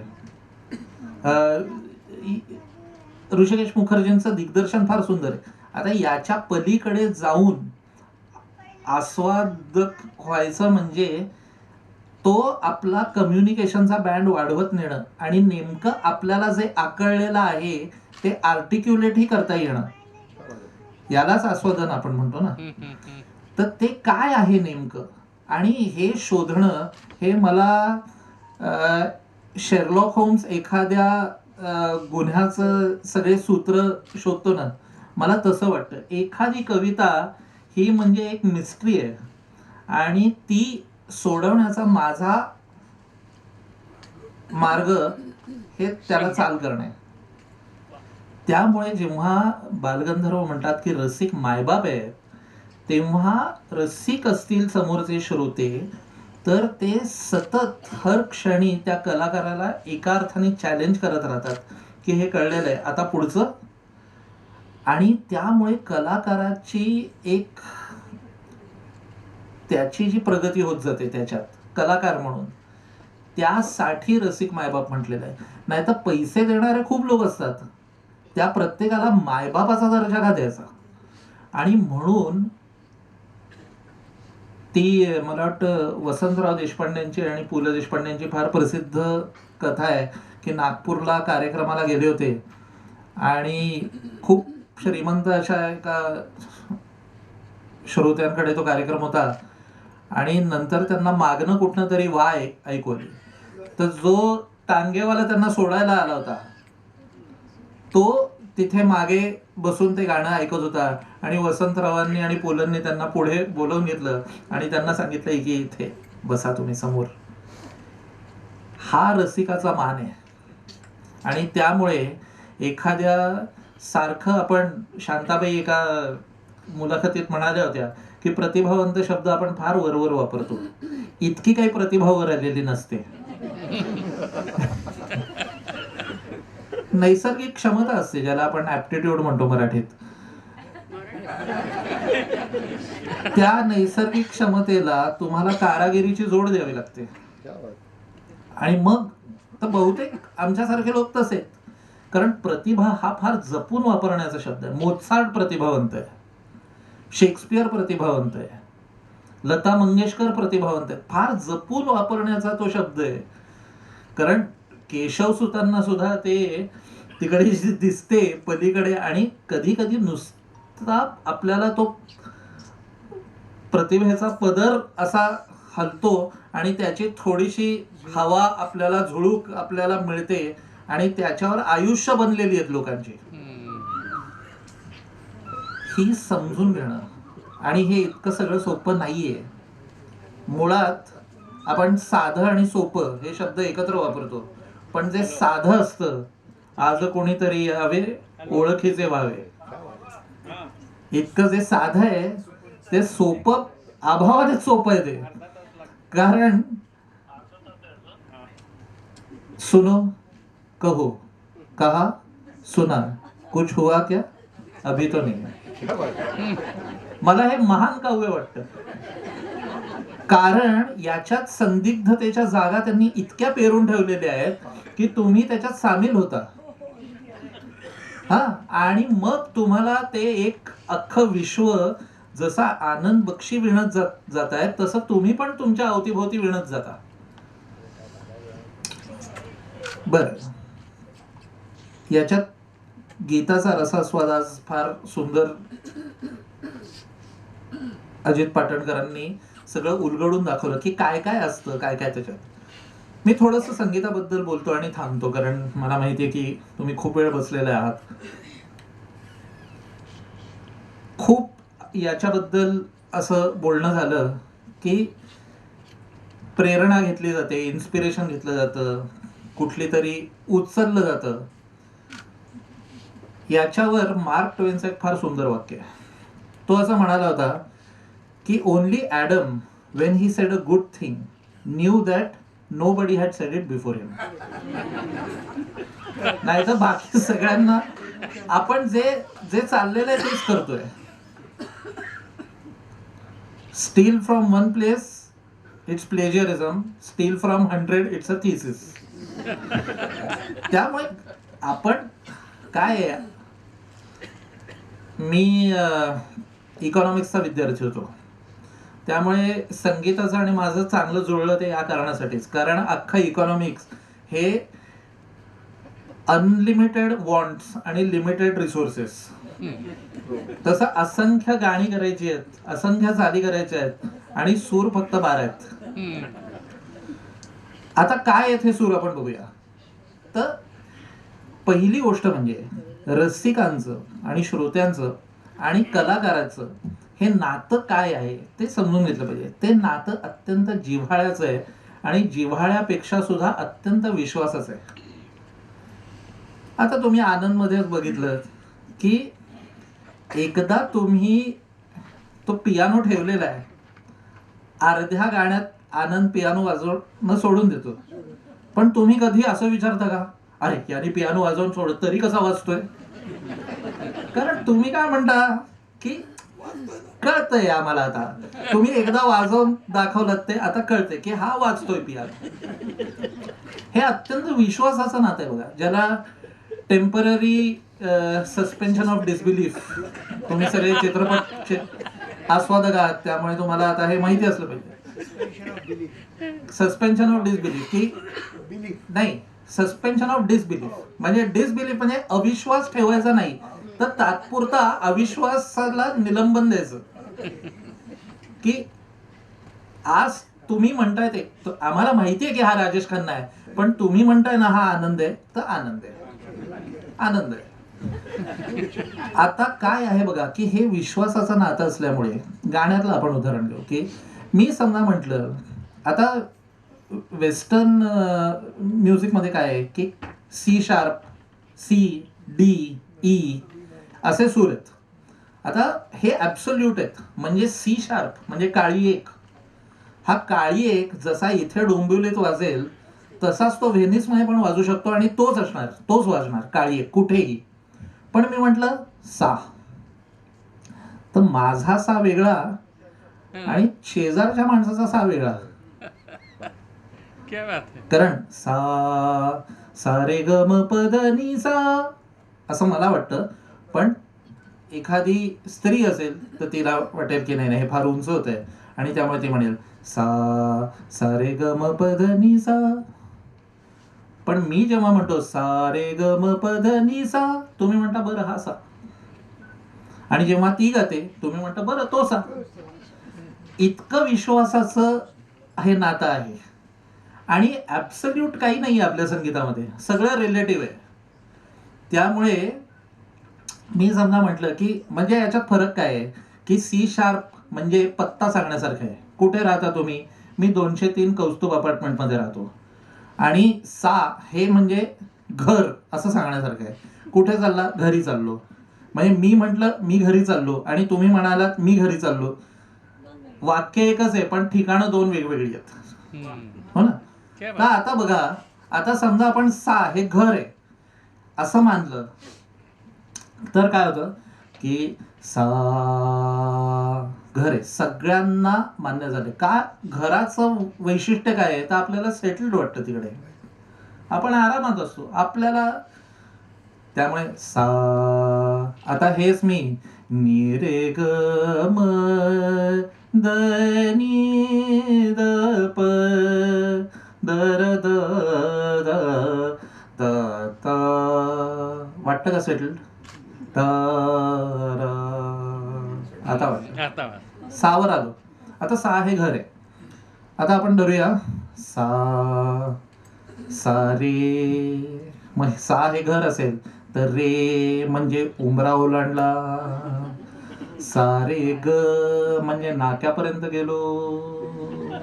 मग आता मी समजा मुंबई ते पुणे जातोय तर सा रे ग म म्हणजे एक्सप्रेस वेला लागलो. सा रे ग म प म्हणजे जरा तात्पुरती विश्रांती घेतली, फूड मॉलला थांबलो, चहा प्यायलो. सा रे ग म प ध म्हणजे पुढच्या टोल नाक्याला गेलो. सा रे ग म प ध नी म्हणजे युनिव्हर्सिटी सर्कलला आलो. मग तिकडनं तर पुण्याला जाणंच अशक्य आहे. नी नी नी नी बराच वेळ नीवरच थांबलो. आणि मग काय, मग शेवटी एकदा ट्रॅफिक सुटला आणि मग नी सा पुण्याला पोहोचलो. म्हणजे काय आहे की पहिला सा हे घर आहे, तो वरचा सा हे डेस्टिनेशन आहे, मंजिल आहे. आता हेच रूपक संगीतकार तुमच्या बरोबर वापरतायत. कारण बरेच लोक काय म्हणतात, आम्हाला गाणं आवडतं पण कळत नाही. चूक आहे. तुम्हाला गाणं आवडतं कारण तुम्हाला ते कळतं. आणि काय कळतं याच्यातलं तर काय, नावं ही महत्वाची नाहीत की सा रे ग म प हे कळलं पाहिजे असं नाहीये. आपण घराच्या खाली येतो, समोरचा जो टपरीवरचा चहावाला असतो तो तुम्हाला क्या साहब असं करतो, त्याचं नाव तुम्हाला माहिती असतं का? नाही, पण रोज ओळखीचा असतो ना तो. तसे सूर आहेत, रोजच्या ओळखीचे आहेत, तुम्हाला रोज दिसतात ते, रोज घराबाहेर पडतात ना तुम्हाला ते दिसतात. तसेच आहे हे सूर आहेत. ओके. आता सा हे घर आहे म्हणजे काय, याचे काही ठराविक आडक आहेत की आपण सेटल्ड वाटतंय आपल्याला. आता मी तुम्हाला असं सांगितलं की मदन मोहननी चिराग सिनेमाचा मगाशी विषय निघाला, चिराग चित्रपटामध्ये मदन मोहननी तेरी आंखों के सिवा दुनिया में रखा क्या है असं म्हणून सुनील दत्त आणि आशा पारेख यांचं नातं वाचवलं त्यांनी ती चाल करून. तर तुम्हाला खरं वाटेल, मी पुराव्यानिशी साबित करतो आज. आता बघा सा. आता समजा सा हे सेटल्ड वाटणे, आपण असं धरूया की हे घर आहे.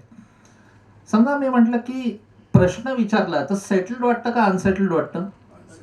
अनसेटल्ड वाटतं, जोपर्यंत त्याचं उत्तर येत नाही. बरोबर. तर तेरी आंखों के सिवा दुनिया में रखा क्या है प्रश्न आहे ना, हो ना?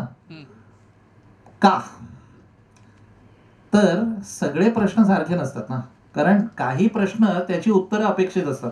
म्हणजे तुम्ही एखाद्या स्टेशनवर जाल हा आणि विचाराल की पुढची गाडी किती वाजता येणार आहे, आणि समोरचा माणूस म्हणला क्या बात आहे, तर तुम्ही म्हणाल अरे सांग ना की किती वाजता गाडी येणार ते सांग. त्यामुळे तिथे उत्तर अपेक्षित आहे. पण जिथे रेटॉरिक आहे, जिथे प्रश्नाचंच उत्तर दडलेलं आहे की तू काय स्वतःला शहाणा समजतोस, या प्रश्नाचंच उत्तर दडलेलं आहे. त्यामुळे सांगाल इथे तेरी आंखों के सिवा दुनिया में रखा क्या है असं समजा विचारलं आणि हा सिरियस प्रश्न गेला रेटॉरिकच्या ऐवजी की आणि सावर आणला नाही तर काय होतं, तेरी आंखों के सिवा दुनिया में रखा क्या है, आणि कुणाचे तरी डोळे होते, संपलं. आता तुम्ही बघा, समजा मी म्हटलं सा सा रे ग म प ध नी, मी वरती गेलो का खाली? वर गेला. सा नी ध प म ग रे सा, जवळ आलो का लांब? हो ना. आता हे तुमच्या म्हणजे इतर कुठल्याही गोष्टीवर, अगदी गुरुत्वाकर्षणावर सुद्धा तुमचं मतभेद होऊ शकतात, पण याच्यावर नाही होत. आता तेरी आँखों के सिवा दुनिया में रखा क्या है सा, आलं ना, की तिथेच त्यांनी एक एंड करून टाकलाय, सेटल करून टाकला प्रश्न, की नाहीये काही, हे सावर आला म्हणून कळलं. हा, त्याच्या उलट प्रवीणजींनी मगाशी ज्या गाण्याचा उल्लेख केला, का रे दुरावा ग ग का रे दुरावा, असं केलं असतं तर काय आता उत्तरच नाही आला. जाऊ दे, डिवोर्स नको आता. तर का रे दुरा, बरं प्रश्नांच्या छटा शब्दांच्या असतात तशा किती आहेत? तर एक तर प्रश्न म्हणजे एक चॅलेंज असू शकतो, एक आर्जव असू शकतो, की का रे दुरावा, का असं का वागतोस तू? का रे अबोला, असं का वागतोस? अपराध माझा असा काय झाला, वाटतंय की सावर येईल, झाला सांग. आता इथे तो प्रश्न आहे, पण तेरी आँखों के सिवा दुनिया में रखा क्या है. आता ये उठे, उठे वरती का खाली? वरती. ये उठे सुबह हो चले, झोके खाली का वर? ये झुके शाम, सुबेच्या नंतर का आधी? ये झुके शाम ढले. आता genius of Madan Mohan is in the next line, कि मेरा जीना मेरा मरना. समजा जन्म हे घर असेल तर मृत्यू डेस्टिनेशन आहे, आणि मेरा जीना मेरा मरना म्हणजे अख्खा ऑक्टेव आहे, अख्खा सप्तक आहे ना आयुष्य. म्हणजे मेरा जीना मेरा मरना सा कुठे? इन्हीं पलकों के तले सा. याला तुम्ही दाद देत असता. आणि म्हणून रसास्वादाचे हे का पाहिजेत, की तुम्ही त्या टपरीवरच्या चहावाल्याला रोज हाय करता, पण कधीतरी कोणीतरी म्हणतं की अरे याचं नाव बबन आहे आणि फार छान चहा देतो आणि तो मूळ या गावचा आहे, आणि तुमची ओळख होते त्याच्याशी. आणि म्हणून या रसास्वादाच्या कार्यक्रमांचं महत्त्व आहे, की एरवी नुसतं तुम्ही ज्याला तोंडोळख असते अशा लोकांची जरा जास्त मैत्री करून घेणं. आणि त्यासाठी पुन्हा एकदा मला असं तुमचं अभिनंदन करावं असं वाटतं. खूप काही बोलण्यासारखं आहे. दवणे सर म्हटले तसेच एकेका गाण्यावर 1.5-2 तास आपल्याला चर्चा करता येईल. अगदी आनंदच्या गाण्यामध्ये मन्नाडे आणि मुकेश यांच्यात काय फरक आहे आणि काय गायलेले आहेत वेगळे. आणि मन्नाडे, मी जरा धाडसाचं विधान करतो, मुकेशपेक्षा जास्त शिकलेले आणि चांगले गायक असून सुद्धा मुकेशना जास्त लोकप्रियता का मिळाली याला कारण आहे. ते कारण पुन्हा कधीतरी. आज मी इथेच थांबतो आणि तुम्ही मला इथे बोलवलं याबद्दल मी नाही निवर सोड. माझं एक गाणं आहे, माझं एक गाणं आहे नॉट ओनली मिसेस राऊत मध्ये. तर ते गाणं असं आहे की सावलीत माझ्या कवडसे माझे रुपेरी रुपेरी तरी सावळेसे नी. आता का? कारण तिच्या आयुष्यात काहीतरी कमी आहे, काहीतरी राहिलेलं आहे. एका समीक्षकांनी या गाण्याची समीक्षा अशी केली, दवणे सर, की कौशल इनामदार झाले लक्षात राहत नाही.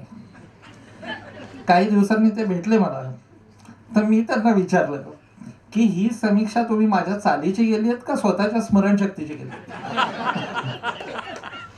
कारण प्रत्येकचा लक्ष तुमच्या लक्षात राहते का नाही हा काही गाण्याचा क्रायटेरिया नाही होऊ शकत. तर गाण्याचा निकष नाही आहे तो की तुमच्या लक्षात राहत. मोझार्टची सिम्फनी तरी कुठे लक्षात राहते, पण ती चांगलीच आहे ना सिम्फनी. प्रश्न असा आहे की ते गाणं त्या क्षणी त्या प्रसंगाला न्याय देतं का नाही देत, आणि त्या प्रसंगामध्ये ते दवणे सर म्हणाले तसं सगळं एकरूप होतं का नाही, सिंथेसिस झाला पाहिजे. पानासारखं आहे ते की तुम्ही पान खाता, त्याला कात लावतात, चुना लावतात, गुलकंद टाकतात वगैरे वगैरे वगैरे, एकही पदार्थ लाल नसतो पण जीभ लाल रंगते. हे सिंथेसिसमुळे होऊ शकतं. तुम्ही म्हणून ॲनालिसिस किंवा विच्छेदन हा शब्द मला त्यासाठी आवडत नाही, कारण तुम्ही एक एक समजा फुलाची पाकळी काढली, त्याचं अँथर काढलं, त्याचं हे काढलं, त्याचं, तर तुम्ही सौंदर्य नावाचं लेबल कशाला चिकटवणार? ते सौंदर्य त्या सिंथेसिसमध्ये असतं. आणि म्हणून आस्वाद हा शब्द मला जास्त आवडतो, तोच तुम्ही ठेवलेला आहे. त्यामुळे मी अतिशय आनंदाने इकडे आलो. गाण्याचं विच्छेदन शवविच्छेदनासारखं ठेवलं असतं नाव तर मी कदाचित गेलोही नसतो. सावधान अशा लोकांपासून. तर पुन्हा एकदा मी आभार मानतो, जास्त वेळ तुमचा घेत नाही. आणि फार उत्तम ही तुमची ॲक्टिव्हिटी आहे, ती अशीच चालू. 500वा आणि 1000व्या प्रयोगाला परत आम्हाला बोलवा असे मी तुम्हाला सगळ्यांना विनंती करतो. धन्यवाद. धन्यवाद कौशलजी. आपल्याला आज खरोखरच योग चांगला आहे की उत्तम वक्ते पण वेळ कमी असल्यामुळे त्यांनी आपल्याला कमी वेळ देता आला. मी आपले प्रवीणजी माहेरचे आहेत, त्यामुळे त्यांनी एक नवीन काव्यसंग्रह आता प्रकाशित झाला त्यांचा मौनदाह नावाचा. ती इथे बाहेर त्यांनी ठेवलेलं आहे, तर आता आतमध्ये आहेत सगळे. कार्यक्रम संपल्यानंतर घेऊ शकतात. खास आपल्यासाठी त्यांनी 200 रुपयाचं पुस्तक 100 रुपयात सवलतीत दिलेलं आहे. त्यामुळे सगळ्यांनी ती पुस्तकं प्रति सगळ्या विकत घेऊन त्यांना आपण माहेरचा आहेर नक्कीच करूया. आणि यानंतर कोविडच्या काळामधली मरगळ गेल्यानंतर हा पहिला आम्ही कार्यक्रम धाडस केलं मोठा कार्यक्रम घेण्याचा. पण 2-2.5 वर्षाच्या काळामध्ये खूपच संख्या बळावली होती. पण हा यशस्वी झाला असं वाटतं आम्हाला. दर्दी सगळे रसिक कलावंत आणि दोघांचे मैफल रंगली. याच्या पुढे म्हणजे यांनी आपल्याला दिलेलंच आहे की कौशलजी पण सांगण्यासाठी येणार आहेत, प्रवीण डोळेला पण बोलवणार होतो. पण एक चित्रपट रसास्वाद शिबिर आणि चित्रपट महोत्सव अशा या सुसज्ज सभागृहात घेण्याची खरोखरच इच्छा आहे डिसेंबर-जानेवारीमध्ये. आणि पुढचं मी निमंत्रण देतोय डॉक्टर कोल्हटकरांना. त्यामुळे हाच धागा त्यांनी पकडून आम्हाला सवलतीच्या दरात नक्की मिळाला. आणि कोल्हटकरांची ओळख सांगण्याची गरज नाही. डोंगरीचे एक अतिशय उत्तम संघटक कार्यकर्ते आहेत आणि खूप संस्था त्यांनी उभारल्यात आणि चालवल्यात. तशीच एक जनरल एज्युकेशन सोसायटी की ज्यांना अध्यक्ष संवाद साधण्याची विनंती. खरं म्हणजे हा कार्यक्रम इतका सुंदर रंगलेला आहे आणि दोघांनी विच्छेदन म्हणणार नाही परंतु ॲनालिसिस इतकं सुंदर केलं आहे. त्याच्यानंतर कुठल्याही अध्यक्ष वाचनाची माझ्यामध्ये गरज नाही आहे. एक उपचार म्हणून आपल्यासमोर फक्त काही मुद्दे मांडतो आणि थोडेसे प्रोटोकॉल बाजूला सांडून आपल्याशी सहज संवाद साधण्याचा प्रयत्न करतो. पहिली महत्त्वाची गोष्ट, त्या दोघांची भाषणात नसलेले काही मुद्दे फक्त मांडतो आणि ते म्हणजे ह्या संस्थेचं अभिनंदन. एखादी मराठी माध्यमातली संस्था सातत्याने 200 कार्यक्रम गीतरसास्वादासारखे करते हेच मोठं कौतुकास्पद आहे. एक साहित्यिक मराठीतले सुप्रसिद्ध आहेत, त्यांचं नाव मुद्दा म्हणून मी सांगत नाही. ते असं नेहमी म्हणायचे की मराठी माणसाचं एक वैशिष्ट्य आहे, प्रत्येक जातीचं जमातीचं आपल्या रिजनचं एक वैशिष्ट्य आहे. आणि ते एका सिंदबादची गोष्ट सांगायचे. सिंदबादच्या सफरीमध्ये आपल्याला सगळ्यांना माहिती आहे की एक होडीमध्ये हे काही प्रवासी देखतात की एका निर्जन बेटावरती जाऊन आदळते आणि तिथे आदळल्यानंतर मग पुढची ती कथा सगळी अनफोल्ड होत जाते. त्या पद्धतीने या सिंदबादच्या सफरीमधले जे लोक आहेत हे 5 वेगवेगळ्या भागातनं आलेले आहेत. एक दाक्षिणात्य माणूस आहे, एक पंजाबी माणूस आहे, एक मारवाडमधनं आलेला गृहस्थ आहे. आणि ही सिंदबादची सफर ही डोंबिवलीसारख्या ठिकाणाहून चालू केलेली असल्यामुळे किंवा पुणे आपण म्हणूया तर ते पुण्यातली 2 माणसं आहेत. आणि ही सगळी माणसं सिंदबादच्या बोटीमध्ये बसून एका यथावकाश एका निर्जन खडकावरती निर्जन बोटी त्या बेटावरती जाऊन आदळतात. ती गेल्यानंतर प्रथम पंजाबी माणूस बाहेर पडतो आणि त्या सगळ्या प्रदेशाचं निरीक्षण करतो आणि तो येऊन असं सांगतो की यहाँ खेती बाती बहुत अच्छी होगी, गहू की फिसल बहुत अच्छी होगी, तर या ठिकाणी मी शेती करणार. ताबडतोब मारवाडी गृहस्थ पुढे येतात आणि ते म्हणतात की मी बरोबर सोनं नाणं आणलेलं आहे, तुला कॅपिटल लागेलच, तेव्हा मी तुला पैसे देतो, फक्त त्याचं व्याज तू मला व्यवस्थित द्यायला पाहिजे. दाक्षिणात्य गृहस्थ पुढे येतात, ते म्हणतात की माझ्याबरोबर अत्यंत आधुनिक कॉम्प्युटर आणि टॅली सगळं आहे, तर मी आपले सगळे अकाउंट सांभाळतो, अर्थात मला त्याची बिदागी जी काही आहे ती मिळायला पाहिजे. 5 वर्षानंतर पंजाबी मनुष्य खेतीबाती करून हा प्रचंड श्रीमंत झालेला आहे. त्याला दिलेल्या पैशांच्या जोराच्या व्याजावरती हा मारवाडी गृहस्थ पण श्रीमंत झालेला आहे. त्यांचे अकाउंट सांभाळता नेहमीप्रमाणे चार्टर्ड अकाउंटंट हे अत्यंत मालामाल झालेले आहेत. परंतु हे सर्व होत असताना पुण्याहून किंवा डोंबिवलीहून आलेली ही जी 2 मराठी माणसं आहेत ती मात्र आहेत तिथेच आहेत. त्याचं कारण ते ह्या 5 वर्षामध्ये त्यांच्याबरोबर असलेल्या पुस्तकांच्या सहाय्याने केवळ टिळक मोठे की आगरकर मोठे हा वादविवाद करत बसलेले. तर मराठी माणसाचं एक वैशिष्ट्य आहे की मराठी माणूस हा फक्त वादविवाद करतो, परंतु त्या वादविवादाच्या पलीकडे जाऊन मराठी माणसाला काहीतरी वेगळं शिकवण्याचा प्रयत्न ही संस्था करते. म्हणून माझे मित्र डॉक्टर सुनील पुणकांबळकर आणि त्यांचं एकदा जोरदार अभिनंदन आपण टाळ्यांच्या गजरामध्ये करूया. पुणकांबळकरांचं एक वैशिष्ट्य आहे, ते प्रत्येक गोष्ट लावून धरतात. कारण ते आणि मी बराच दीर्घकाळ एका संस्थेमध्ये होतो, इंडियन मेडिकल असोसिएशन, अजूनही ते आहेत. मी ती संस्था अजून नावापुरतं आहे ती सोडून बरीच वर्ष झाली तिथलं काम सोडून, परंतु त्यांना ही एक सवय आहे की प्रत्येक गोष्ट लावून धरतात आणि त्याचंच हे फलस्वरूप आज आपल्याला एक अतिशय सुंदर संस्था उभारण्यामध्ये झाली. मगाशी त्यांनी सांगितल्याप्रमाणे 1947 साली सत्यजित रायने प्रथम कलकत्त्याला अशा प्रकारची फिल्म सोसायटी सुरुवात झाली आणि त्याच वेळेला मला वाचताना असं आश्चर्य वाटलं की कॅनिजमध्ये सुद्धा त्याच वेळेला इंटरनॅशनल फेडरेशनची सुरुवात झाली. आणि आज डोंबिवली आपण त्यांच्या कृपेमुळे आपण असं म्हणायला हरकत नाही की आपण एक असा आगळेवेगळे कार्यक्रम आपण आपल्याला पाहायला मिळतात, ऐकायला मिळतात. आपल्यातलं रसिकत्व खऱ्या अर्थाने जागृत करण्याचं काम ही संस्था करते असं मला वाटतं. अर्थात डोंबिवलीची भूमी ही त्याला अत्यंत पोषक आहे. काव्यशास्त्र विनोदेन कालो गच्छति धीमताम आणि व्यसनेनेच्या मूर्खाणाम निद्राय कलयाने वा अशा प्रकारचे एक संस्कृत वचन आहे ते काव्यशास्त्र आणि विनोद.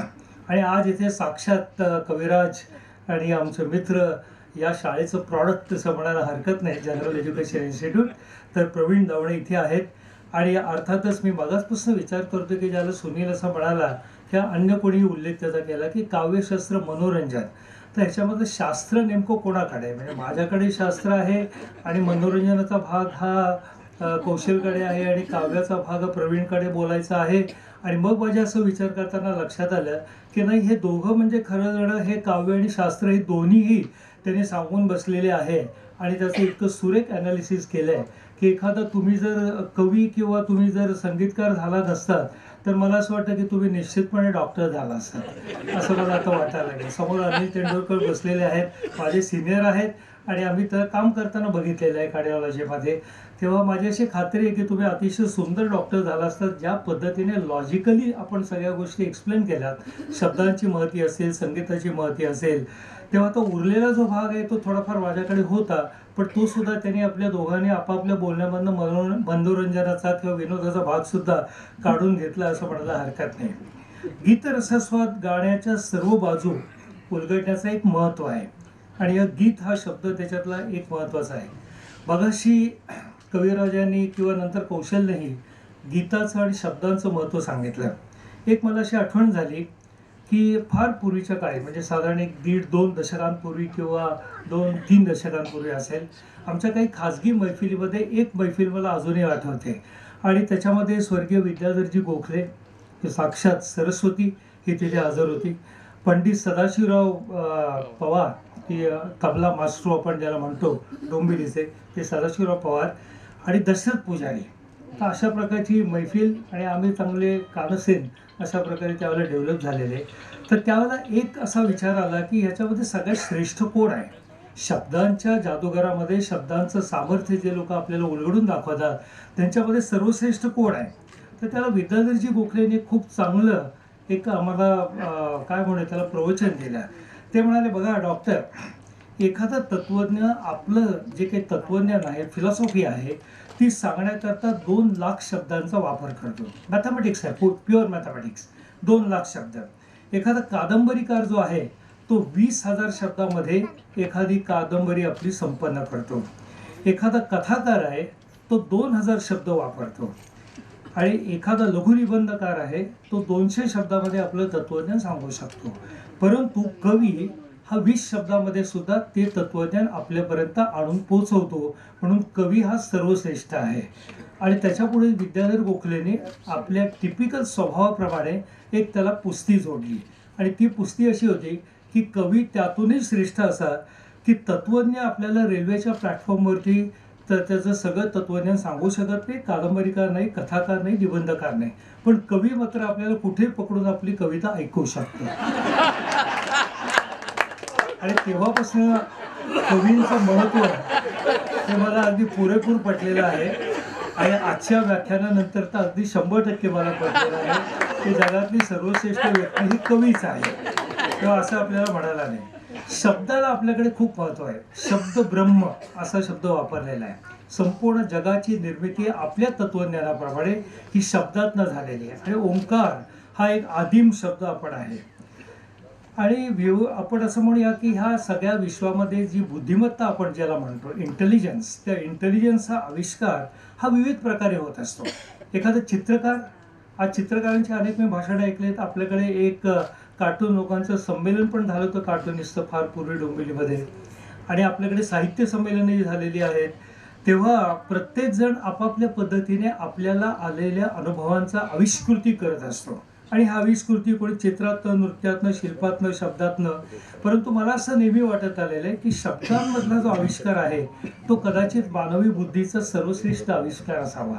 आणि त्याच्यामुळे आपण सगळेजण जे आहेत ते शब्दाला इतके ललचावलेले असतो की आपल्याला कदाचित केवळ नुसतं संगीत हे आपल्याला ऐकून कदाचित ते भावत नाही. एक म्युझिक म्हणून ठीक आहे, पण ज्या वेळेला आपण अशा प्रकारचे रसास्वाद ऐकतो त्याला त्याच्यातले शब्दांची जी किमया आहे ती आपल्याला ऐकल्यानंतर ते पक्क आपल्या ध्यानामध्ये येतं की याच्यातला रसास्वाद म्हणजे नेमका काय, याच्यातलं रसग्रहण म्हणजे काय आहे. तर ह्या गाण्यांची जी ताकद आहे मित्रांनो ती कशामध्ये आहे, त्या भावना जागृत करण्यामध्ये आहे. आता पूर्णपणे वेगळा आयाम मांडतो कारण त्याच गोष्टी ऐकून आपल्या सगळ्यांनाच कंटाळा येऊ शकेल. त्या गाण्यांची ताकद ही भावना जागृत करण्यामध्ये आहे. आणि ह्या भावना ज्या आहेत त्या शेवटी आपल्याला फिजिकल एक्सप्रेशन्स देतात. फिजिकल एक्सप्रेशन्स म्हणजे मेडिकल आपल्याला टर्मिनॉलॉजी जर वापरायची झाली तर प्रत्येक जे आपलं इमोशन आहे त्या इमोशनला एक मॉलिक्यूल आहे. याचा अर्थ आपण रागावल्यानंतर काही विशिष्ट मॉलिक्यूल आपल्या शरीरामध्ये तयार होतात. आपण खुश झाल्यानंतर आपल्या शरीरामध्ये आणखीन वेगळ्या प्रकारचे मॉलिक्यूल्स तयार होतात. ज्याला आईचा पाना फुटतो त्याला तिच्या शरीरामध्ये एक वेगळ्या प्रकारची रसायनं तयार झालेली असतात. एखादी व्यक्ती क्रोधायमान होते त्यावेळेला वेगळ्या प्रकारची रसायनं असतात. अशा प्रकारच्या कार्यक्रमातून आपल्या शरीरामध्ये जे निर्माण होतात त्याला आनंदामाइड्स अशा प्रकारचा एक खूप चांगला शब्द वापरलेला आहे. मी वापरलेला नाही आहे, ह्या शास्त्रज्ञांनी वापरलेला आहे, आनंदामाइड्स. तर या दृष्टीने मला असं वाटतं की आपण सगळ्यांनी एक मॉलिक्युल्स ऑफ इमोशन नावाचं एक कॅन्डी स्पर्ट नावाच्या सायंटिस्ट बाईंनी न्यूरोफार्मासिस्ट त्यांनी लिहिलेले पुस्तक आहे ते जरूर आपण वाचा. आणि त्याच्यामध्ये हा सगळा प्रवास जो आहे तो त्यांनी ह्या आनंदामाइड्सचा किंवा अन्य गोष्टींचा उलगडलेला आहे. किती महत्त्व आहे त्याला, तर एक कथा अशी सांगितलेली जाते, रेकॉर्डेड आहे आणि ती खरी अशाविषयी म्हणजे धारणा आहे की ज्यावेळेला मदर इंडियाचे प्रोड्युसर आणि डायरेक्टर मेहबूब खान हे ज्यावेळेला आजारी झाले त्याच्या दरम्यान त्यांनी लताजींची काही गाणी नेहमीप्रमाणे ऐकलेली होती. आणि त्यानंतर ते आजारी झाल्यानंतर त्याला ट्रीटमेंट करता म्हणून ते कॅलिफोर्नियामध्ये गेले. आणि कॅलिफोर्नियामध्ये लॉस एंजलिसमध्ये एका हॉस्पिटलमध्ये असताना त्यांना अशी आतून उर्मी झाली की आपण आता लता दिदींचं एक गाणं आपण ऐकायलाच पाहिजे आणि ते म्हणजे रसिक बालमा. तर त्यावेळेला ही काही यूट्यूबची सोय नव्हती, त्याला रेकॉर्डची काही फारशी सोय नव्हती, त्याने बरोबर काही नेलेलं नव्हतं.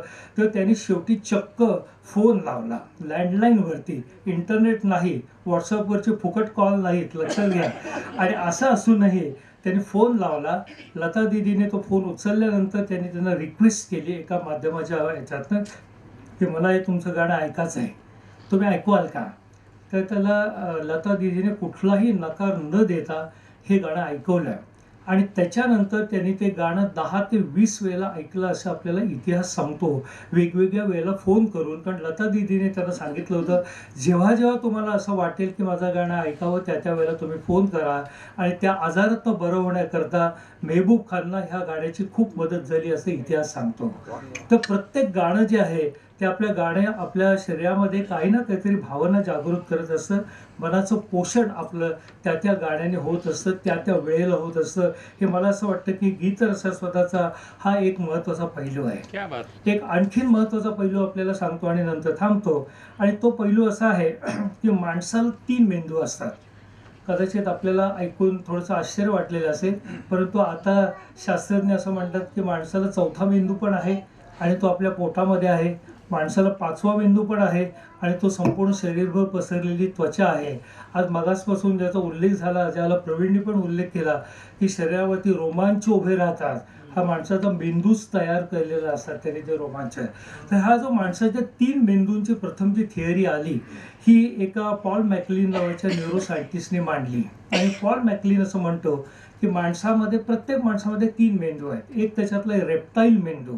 हा रेप्टाईल मेंदू जो आहे तो म्हणजे आपल्याला माणसाला जिवंत राहण्याकरता ज्या ज्या प्रक्रिया करतात त्या सगळ्या त्या प्रक्रियांचा जो अधिष्ठाता आहे तो आपला रेप्टाईल मेंदू आहे. त्याच्यानंतर एक आहे जो इमोशनल सेंटर, आपण ज्याला आधुनिक परिभाषेमध्ये म्हणतो, अशा प्रकारचा मॅमॅलियन ब्रेन आहे की एखादी व्यक्ती पाहिल्यानंतर मला प्रेमाचा पाना फुटतो, एखादी व्यक्ती पाहिल्यानंतर मला संताप येतो, एखाद्या गोष्टीमुळे आनंदित होतो. हे सगळं जे काही आहे हे इमोशनल ब्रेन जो आहे त्याला मॅमॅलियन ब्रेन असं म्हणतात. आणि सगळ्यात हायेस्ट जो आहे तो निओकॉर्टेक्स.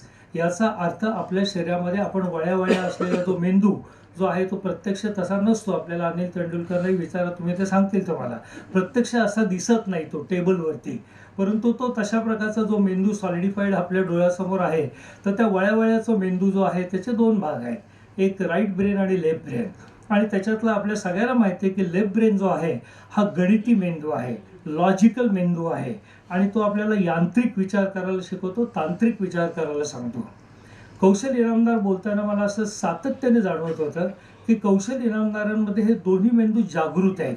म्हणजे ते एकाच वेळेला आपल्याला तांत्रिक बाबी पण सांगत होते आणि त्याच वेळेला दुसऱ्या बाजूला त्यांच्यातला राईट ब्रेन जो आहे की जो अमूर्त कल्पना आहे किंवा प्रतिभा आहे, खऱ्या अर्थाने आपण ज्याला आपण असं म्हणूया, तर तो सगळा जो मेंदू आहे तो राईट ब्रेन आहे.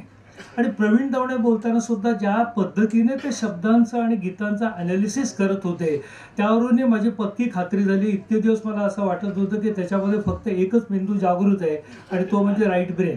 परंतु आज अगदी पक्की एन्डॉर्समेंट झाली की राईट आणि लेफ्ट दोन्ही ब्रेन त्याच्या अतिशय तल्लखपणे काम करत असतात. ते एक तरी आहे निश्चित. तेव्हा हे जे राईट आणि लेफ्ट ब्रेनचं जे संतुलन आहे आणि ह्या संतुलनाचा अतिशय महत्त्वाचा जो भाग आहे तो म्हणजे आपण जे संगीत ऐकतो, आपण सगळेजण आपल्यापैकी सगळ्या बहुतांश लोकांमध्ये इन्क्लुडिंग सगळे डॉक्टर, चार्टर्ड अकाउंटंट, सगळे इंजिनियर, सगळे मेकॅनिक, सगळे आपण आधुनिक जगातली सगळी माणसं, हा आपला लेफ्ट ब्रेन हा अतिशय प्रभावी असतो आणि त्याच्यामुळे आपल्याला या सगळ्या गोष्टी पटापट जमत असतात. परंतु आपल्यामधला राईट ब्रेन जागृत करण्याकरता ह्या गोष्टीची अतिशय आवश्यकता आहे. आणि ती गोष्ट म्हणजे आहे संगीत, ती गोष्ट म्हणजे गीत, ती गोष्ट म्हणजे शब्द, ती गोष्ट म्हणजे कवी आणि ती गोष्ट म्हणजे हे दोघं जण, कवी आणि संगीतकार. तर त्यांचं एक महत्त्वाचं योगदान आपल्या आयुष्यामध्ये असं असू शकतं की आपल्या मनाचं पोषण सर्वार्थाने, मेंदूचं पोषण करण्याकरता, बुद्धिमत्तेचा आपल्या सर्वांगीण विकास करण्याकरता ह्या गोष्टींची जरूर आहे. शेवटला एक मुद्दा सांगतो आणि थांबतो. होवार्ड गार्डनर या नावाच्या माणसाने 1980-83च्या आसपास एक पुस्तक प्रसिद्ध केलं, फ्रेम्स ऑफ माइंड. आणि या फ्रेम्स ऑफ माइंडमध्ये तो असं म्हणतो की माणसाला केवळ एकच बुद्धिमत्ता नसते, तर माणसाला त्यावेळेला तो असं म्हणाला की 7 प्रकारच्या बुद्धिमत्ता आहेत. त्याच्यानंतर त्यांनी आणखीन काही वर्षांनी दुसरं पुस्तक पब्लिश केलं त्याचं, त्याच्यामध्ये तो म्हणतो 9 प्रकारच्या बुद्धिमत्ता आहे. आता आपण जे पुस्तक वाचतो त्याच्यामध्ये 12 प्रकारच्या बुद्धिमत्ता माणसाला दिल्या आणि त्याच्यामुळे पु ल देशपांडेंची बुद्धिमत्ता जी आहे व्हर्बल लिंग्विस्टिक, ज्ञानेश्वरांची बुद्धिमत्ता ही पूर्णपणे वेगळी आहे, संत तुकारामांची बुद्धिमत्ता जी इंट्रोस्पेक्टिव्ह आहे ती वेगळी आहे, किंवा महात्मा गांधींची बुद्धिमत्ता जी आहे ती इंटरपर्सनल रिलेशनशिपची ती वेगळी आहे, सुंदरलाल बहुगुणांची जी आहे ती एन्व्हायरमेंटल इकॉलॉजीची बुद्धिमत्ता आहे ती वेगळी आहे आणि त्याच पद्धतीने संगीतकारांची बुद्धिमत्ता जी आहे किंवा गीतकारांची बुद्धिमत्ता जी आहे ती एक आणखीन वेगळ्या प्रकारची बुद्धिमत्ता आहे. या 12 प्रकारच्या बुद्धिमत्ता आपल्या प्रत्येकामध्ये सीड फॉर्ममध्ये असतात. याचा अर्थ बीज स्वरूपामध्ये आपल्या प्रत्येकामध्ये आहे, परंतु त्याचा विकास करणं हे प्रत्येकाला जमेलच असं नाही. तर त्या विकास करण्याकरता आपल्याला अशा काही व्यक्तींची जरूर असते, अशा काही प्रकारच्या संस्थांची जरूर असते. तर मला असं वाटतं की सुनील पुणतांबेकर आणि त्यांची जी संस्था आहे ती अशा पद्धतीने आपल्या राईट ब्रेनचं परिपोषण करण्याकरता ही अतिशय आवश्यक अशा प्रकारची संस्था आहे. आणि मला याचा अतिशय कौतुक आणि अभिमान वाटतो की एका मेडिकोनी ही संस्था ही सुरुवात केली आहे आणि त्याचं भरणपोषण केलेलं आहे. हे अर्थातच त्यांचाही राईट आणि लेफ्ट ब्रेन हा अतिशय ॲक्टिव्ह असल्याशिवाय हे असं काही होणार नाही याची मला खात्री आहे. आणि सुनीलला मी सांगू इच्छितो की हे जे काही व्यासपीठ आपल्याला उपलब्ध आहे आमच्याशी निगोशिएट करा. आमच्या सगळी मंडळी इथे, काही मंडळी इथे उपस्थित आहेत. Pradeep Gosavi is one of our director, किंवा अन्य कानिटकर आहेत ते आमचे डायरेक्टर आहेत. या सगळ्यांशी आपण चर्चा करून आपल्याला जास्तीत जास्त सुंदर पॅकेज, माझ्यातलं आता लेफ्ट ब्रेन जागृत होत आहे, तेव्हा हे सुंदर पॅकेज कशा पद्धतीने आपल्याला देताना येईल. परंतु ही संस्था, ही चळवळ अतिशय चांगल्या तऱ्हेने चालली पाहिजे याच्या बाबतीमध्ये ॲब्सोल्युटली दुमत नाही. आणि तशा प्रकारचा एक मी आपल्याला शब्द देतो आणि थांबतो. धन्यवाद. धन्यवाद डॉक्टर कोलटकर. केवळ उल्हासाने मी 45 वर्ष एकत्र आहोत कॉलेजच्या शिक्षणापासून. तेच संस्कार त्याच्याकडनं झाल्यामुळे मी करू शकतो. आता आपण अगदी शेवटच्याच टप्प्याला आलेलो आहोत. खूप खूप धन्यवाद कोलटकर आणि जनरल एज्युकेशन सोसायटीचे आम्ही आभार मानतो. पुढे आपण कार्यक्रम करणारच आहोत. प्रतिभाच्या पुढच्या ॲक्टिव्हिटीजबद्दल माहिती सांगतो. शनिवारी 9 सप्टेंबरला ऑनलाईन गीत रसास्वाद असेल आणि 17 सप्टेंबर रविवारी संध्याकाळी ॲक्टिव्हिटी हॉलमध्ये आपण चित्रपट दाखवणार आहोत. Federation of film societies of इंडियातर्फे 17वं चित्रपट रसास्वाद शिबिर पुण्याला होणार आहे 7 दिवसाचं, 1 ऑक्टोबर ते 7 ऑक्टोबर. आणि त्यात यावर्षी त्यांनी ज्योत्स्ना भोळे सभागृह, हिराबाग, टिळक रोड, पुणे इथं होणार आहे. ते सकाळी 9 वाजल्यापासून रात्री 8 वाजेपर्यंत चित्रपट रसास्वादमध्ये दृकश्राव्य व्याख्यानं, चित्रपट बघणं, चित्रपट विषयक चर्चा आणि यात वेगवेगळे व्याख्याते आहेत. समर नखाते, उमेश कुलकर्णी, गणेश मतकरी, अशोक राणे, विकास देसाई, राहुल रानडे, अनुपम बर्वे आणि अभिजित रणदिवे, संतोष पाठारे. तेव्हा जरूर याचा लाभ घ्यावा. आपल्या फिल्म सोसायटीतर्फे सुद्धा बरेचसे मेंबर, काही जण जाऊन आले, कारण स्वतः शिबिर गेलं होतं. एक समृद्ध अनुभव यातनं मिळतो आणि चित्रपट विषयक दृष्टिकोन आपला बदलतो, चित्रपट बघण्याचा दृष्टिकोनही बदलतो. ध्रुव अकॅडमीतर्फे सुद्धा एक स्पर्धा, प्रश्नमंजुषा स्पर्धा घेणार आहेत पुढच्या रविवारी 3 सप्टेंबरला सकाळी 9 ते 1 वेळामध्ये. अनोखी प्रश्नमंजुषा आहे मराठी वाचकांसाठी, मराठी साहित्यावरील. तेव्हा साहित्ययात्री या मंजुषेचा आनंद लुटण्यासाठी त्यांना आमंत्रण आहे. ठिकाण आहे टिळकनगर शाळेतलं पेंढारकर सभागृह. यानंतर मी आभार प्रदर्शनासाठी आमच्या मिनल महाजन यांना विनंती करतो.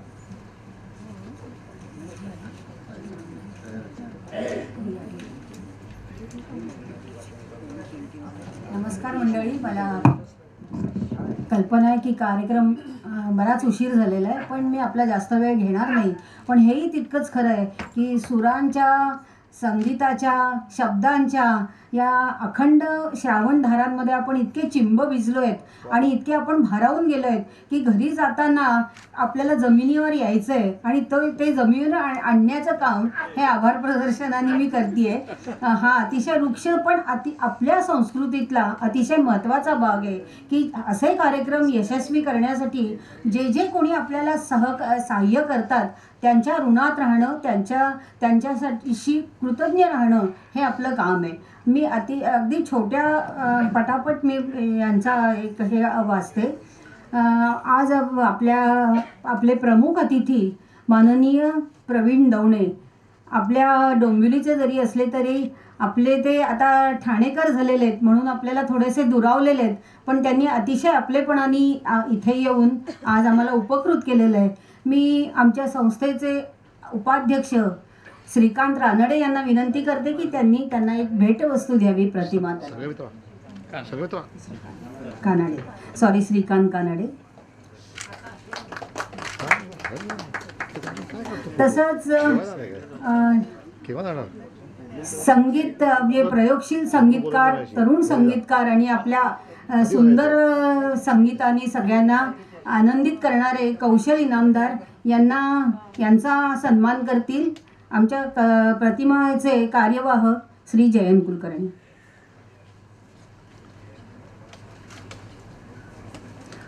जनरल एज्युकेशन ट्रस्ट सोसायटीचे अध्यक्ष डॉक्टर उल्हास कोलटकर यांना भेटवस्तू देतील सुनील पुणतांबेकर, प्रतिमाचे खजिनदार.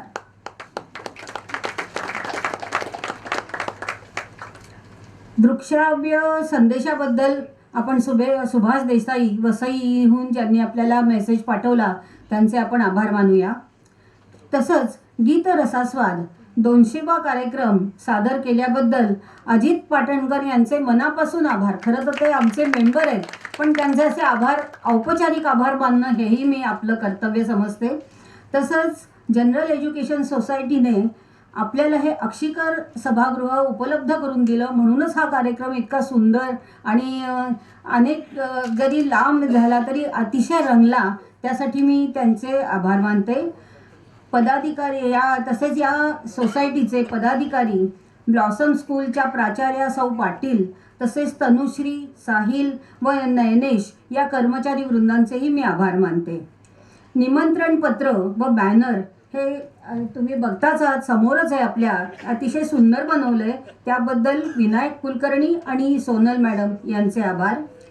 पूर्व प्रसिद्धी दिल्याबद्दल सर्व पत्रकार वर्गाचे आभार. अनेक वर्तमानपत्रांमधनं आपल्या या कार्यक्रमाची पूर्वसूचना आपल्याला मिळाली होती आणि आजच्या वर्तमानपत्रात, सामनाच्या वर्तमानपत्रात बातमी आल्यामुळे आणखीन प्रसिद्धी मिळाली, कारण ऑन द स्पॉट रजिस्ट्रेशन पण खूप छान झालं आणि त्याबद्दल सामनाच्या पत्रकारांचे पण मी आभार मानते.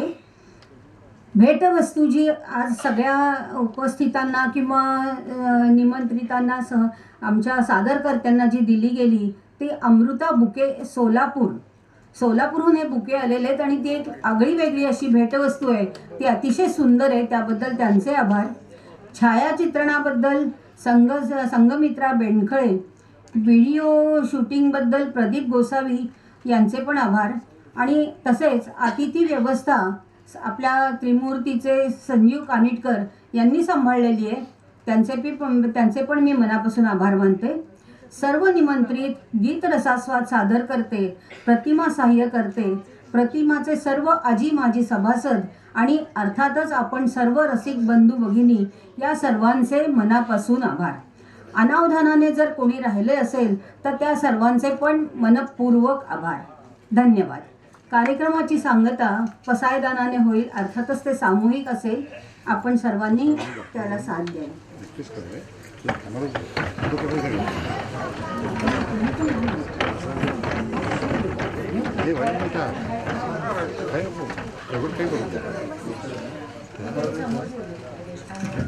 हेमंत देशपांडे यांच्याकडे प्रवीणजींचं पुस्तक, नवीन काव्यसंग्रह जो आहे तो इथे ठेवलेला आहे. पसायदान झाल्यानंतर, कार्यक्रम संपल्यानंतर अवश्य घ्यावं. यांच्याकडे पहिल्याच रांगेमध्ये ठेवलेलं आहे. आणि आपण सामूहिक प्रसाद, सगळ्यांचे आभार आणि सामूहिक प्रसाद. आता विश्वात्मके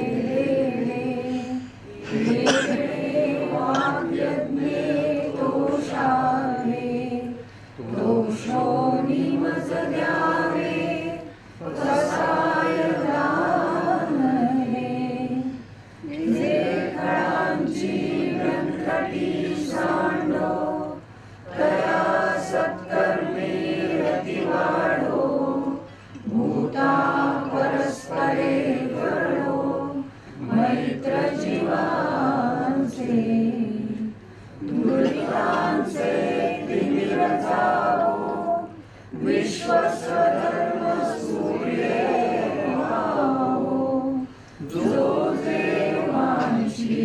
तो तेला हो प्राणी जात वर्षत सकळ मंडळी ईश्वर निष्ठांची मांदियाळी अनवरत भूमंडळी भेट तुला चला कल्पतरूंचे आरव चेतना चिंतामणीचे गाव बोलते जे अर्णव पियुषांचे चंद्रमेचे लांछन मार्तंडचे तापहीन ते सर्वांनी सदा सज्जन सोहे होतो किंबहुना सर्व सुखी पूर्ण होई तिन्ही लोकी भजितो आदिपुरुषी अखंडित आणि ग्रंथोपजीविये विशेषी लोकीये दृष्टादृष्ट विषये होवावे जी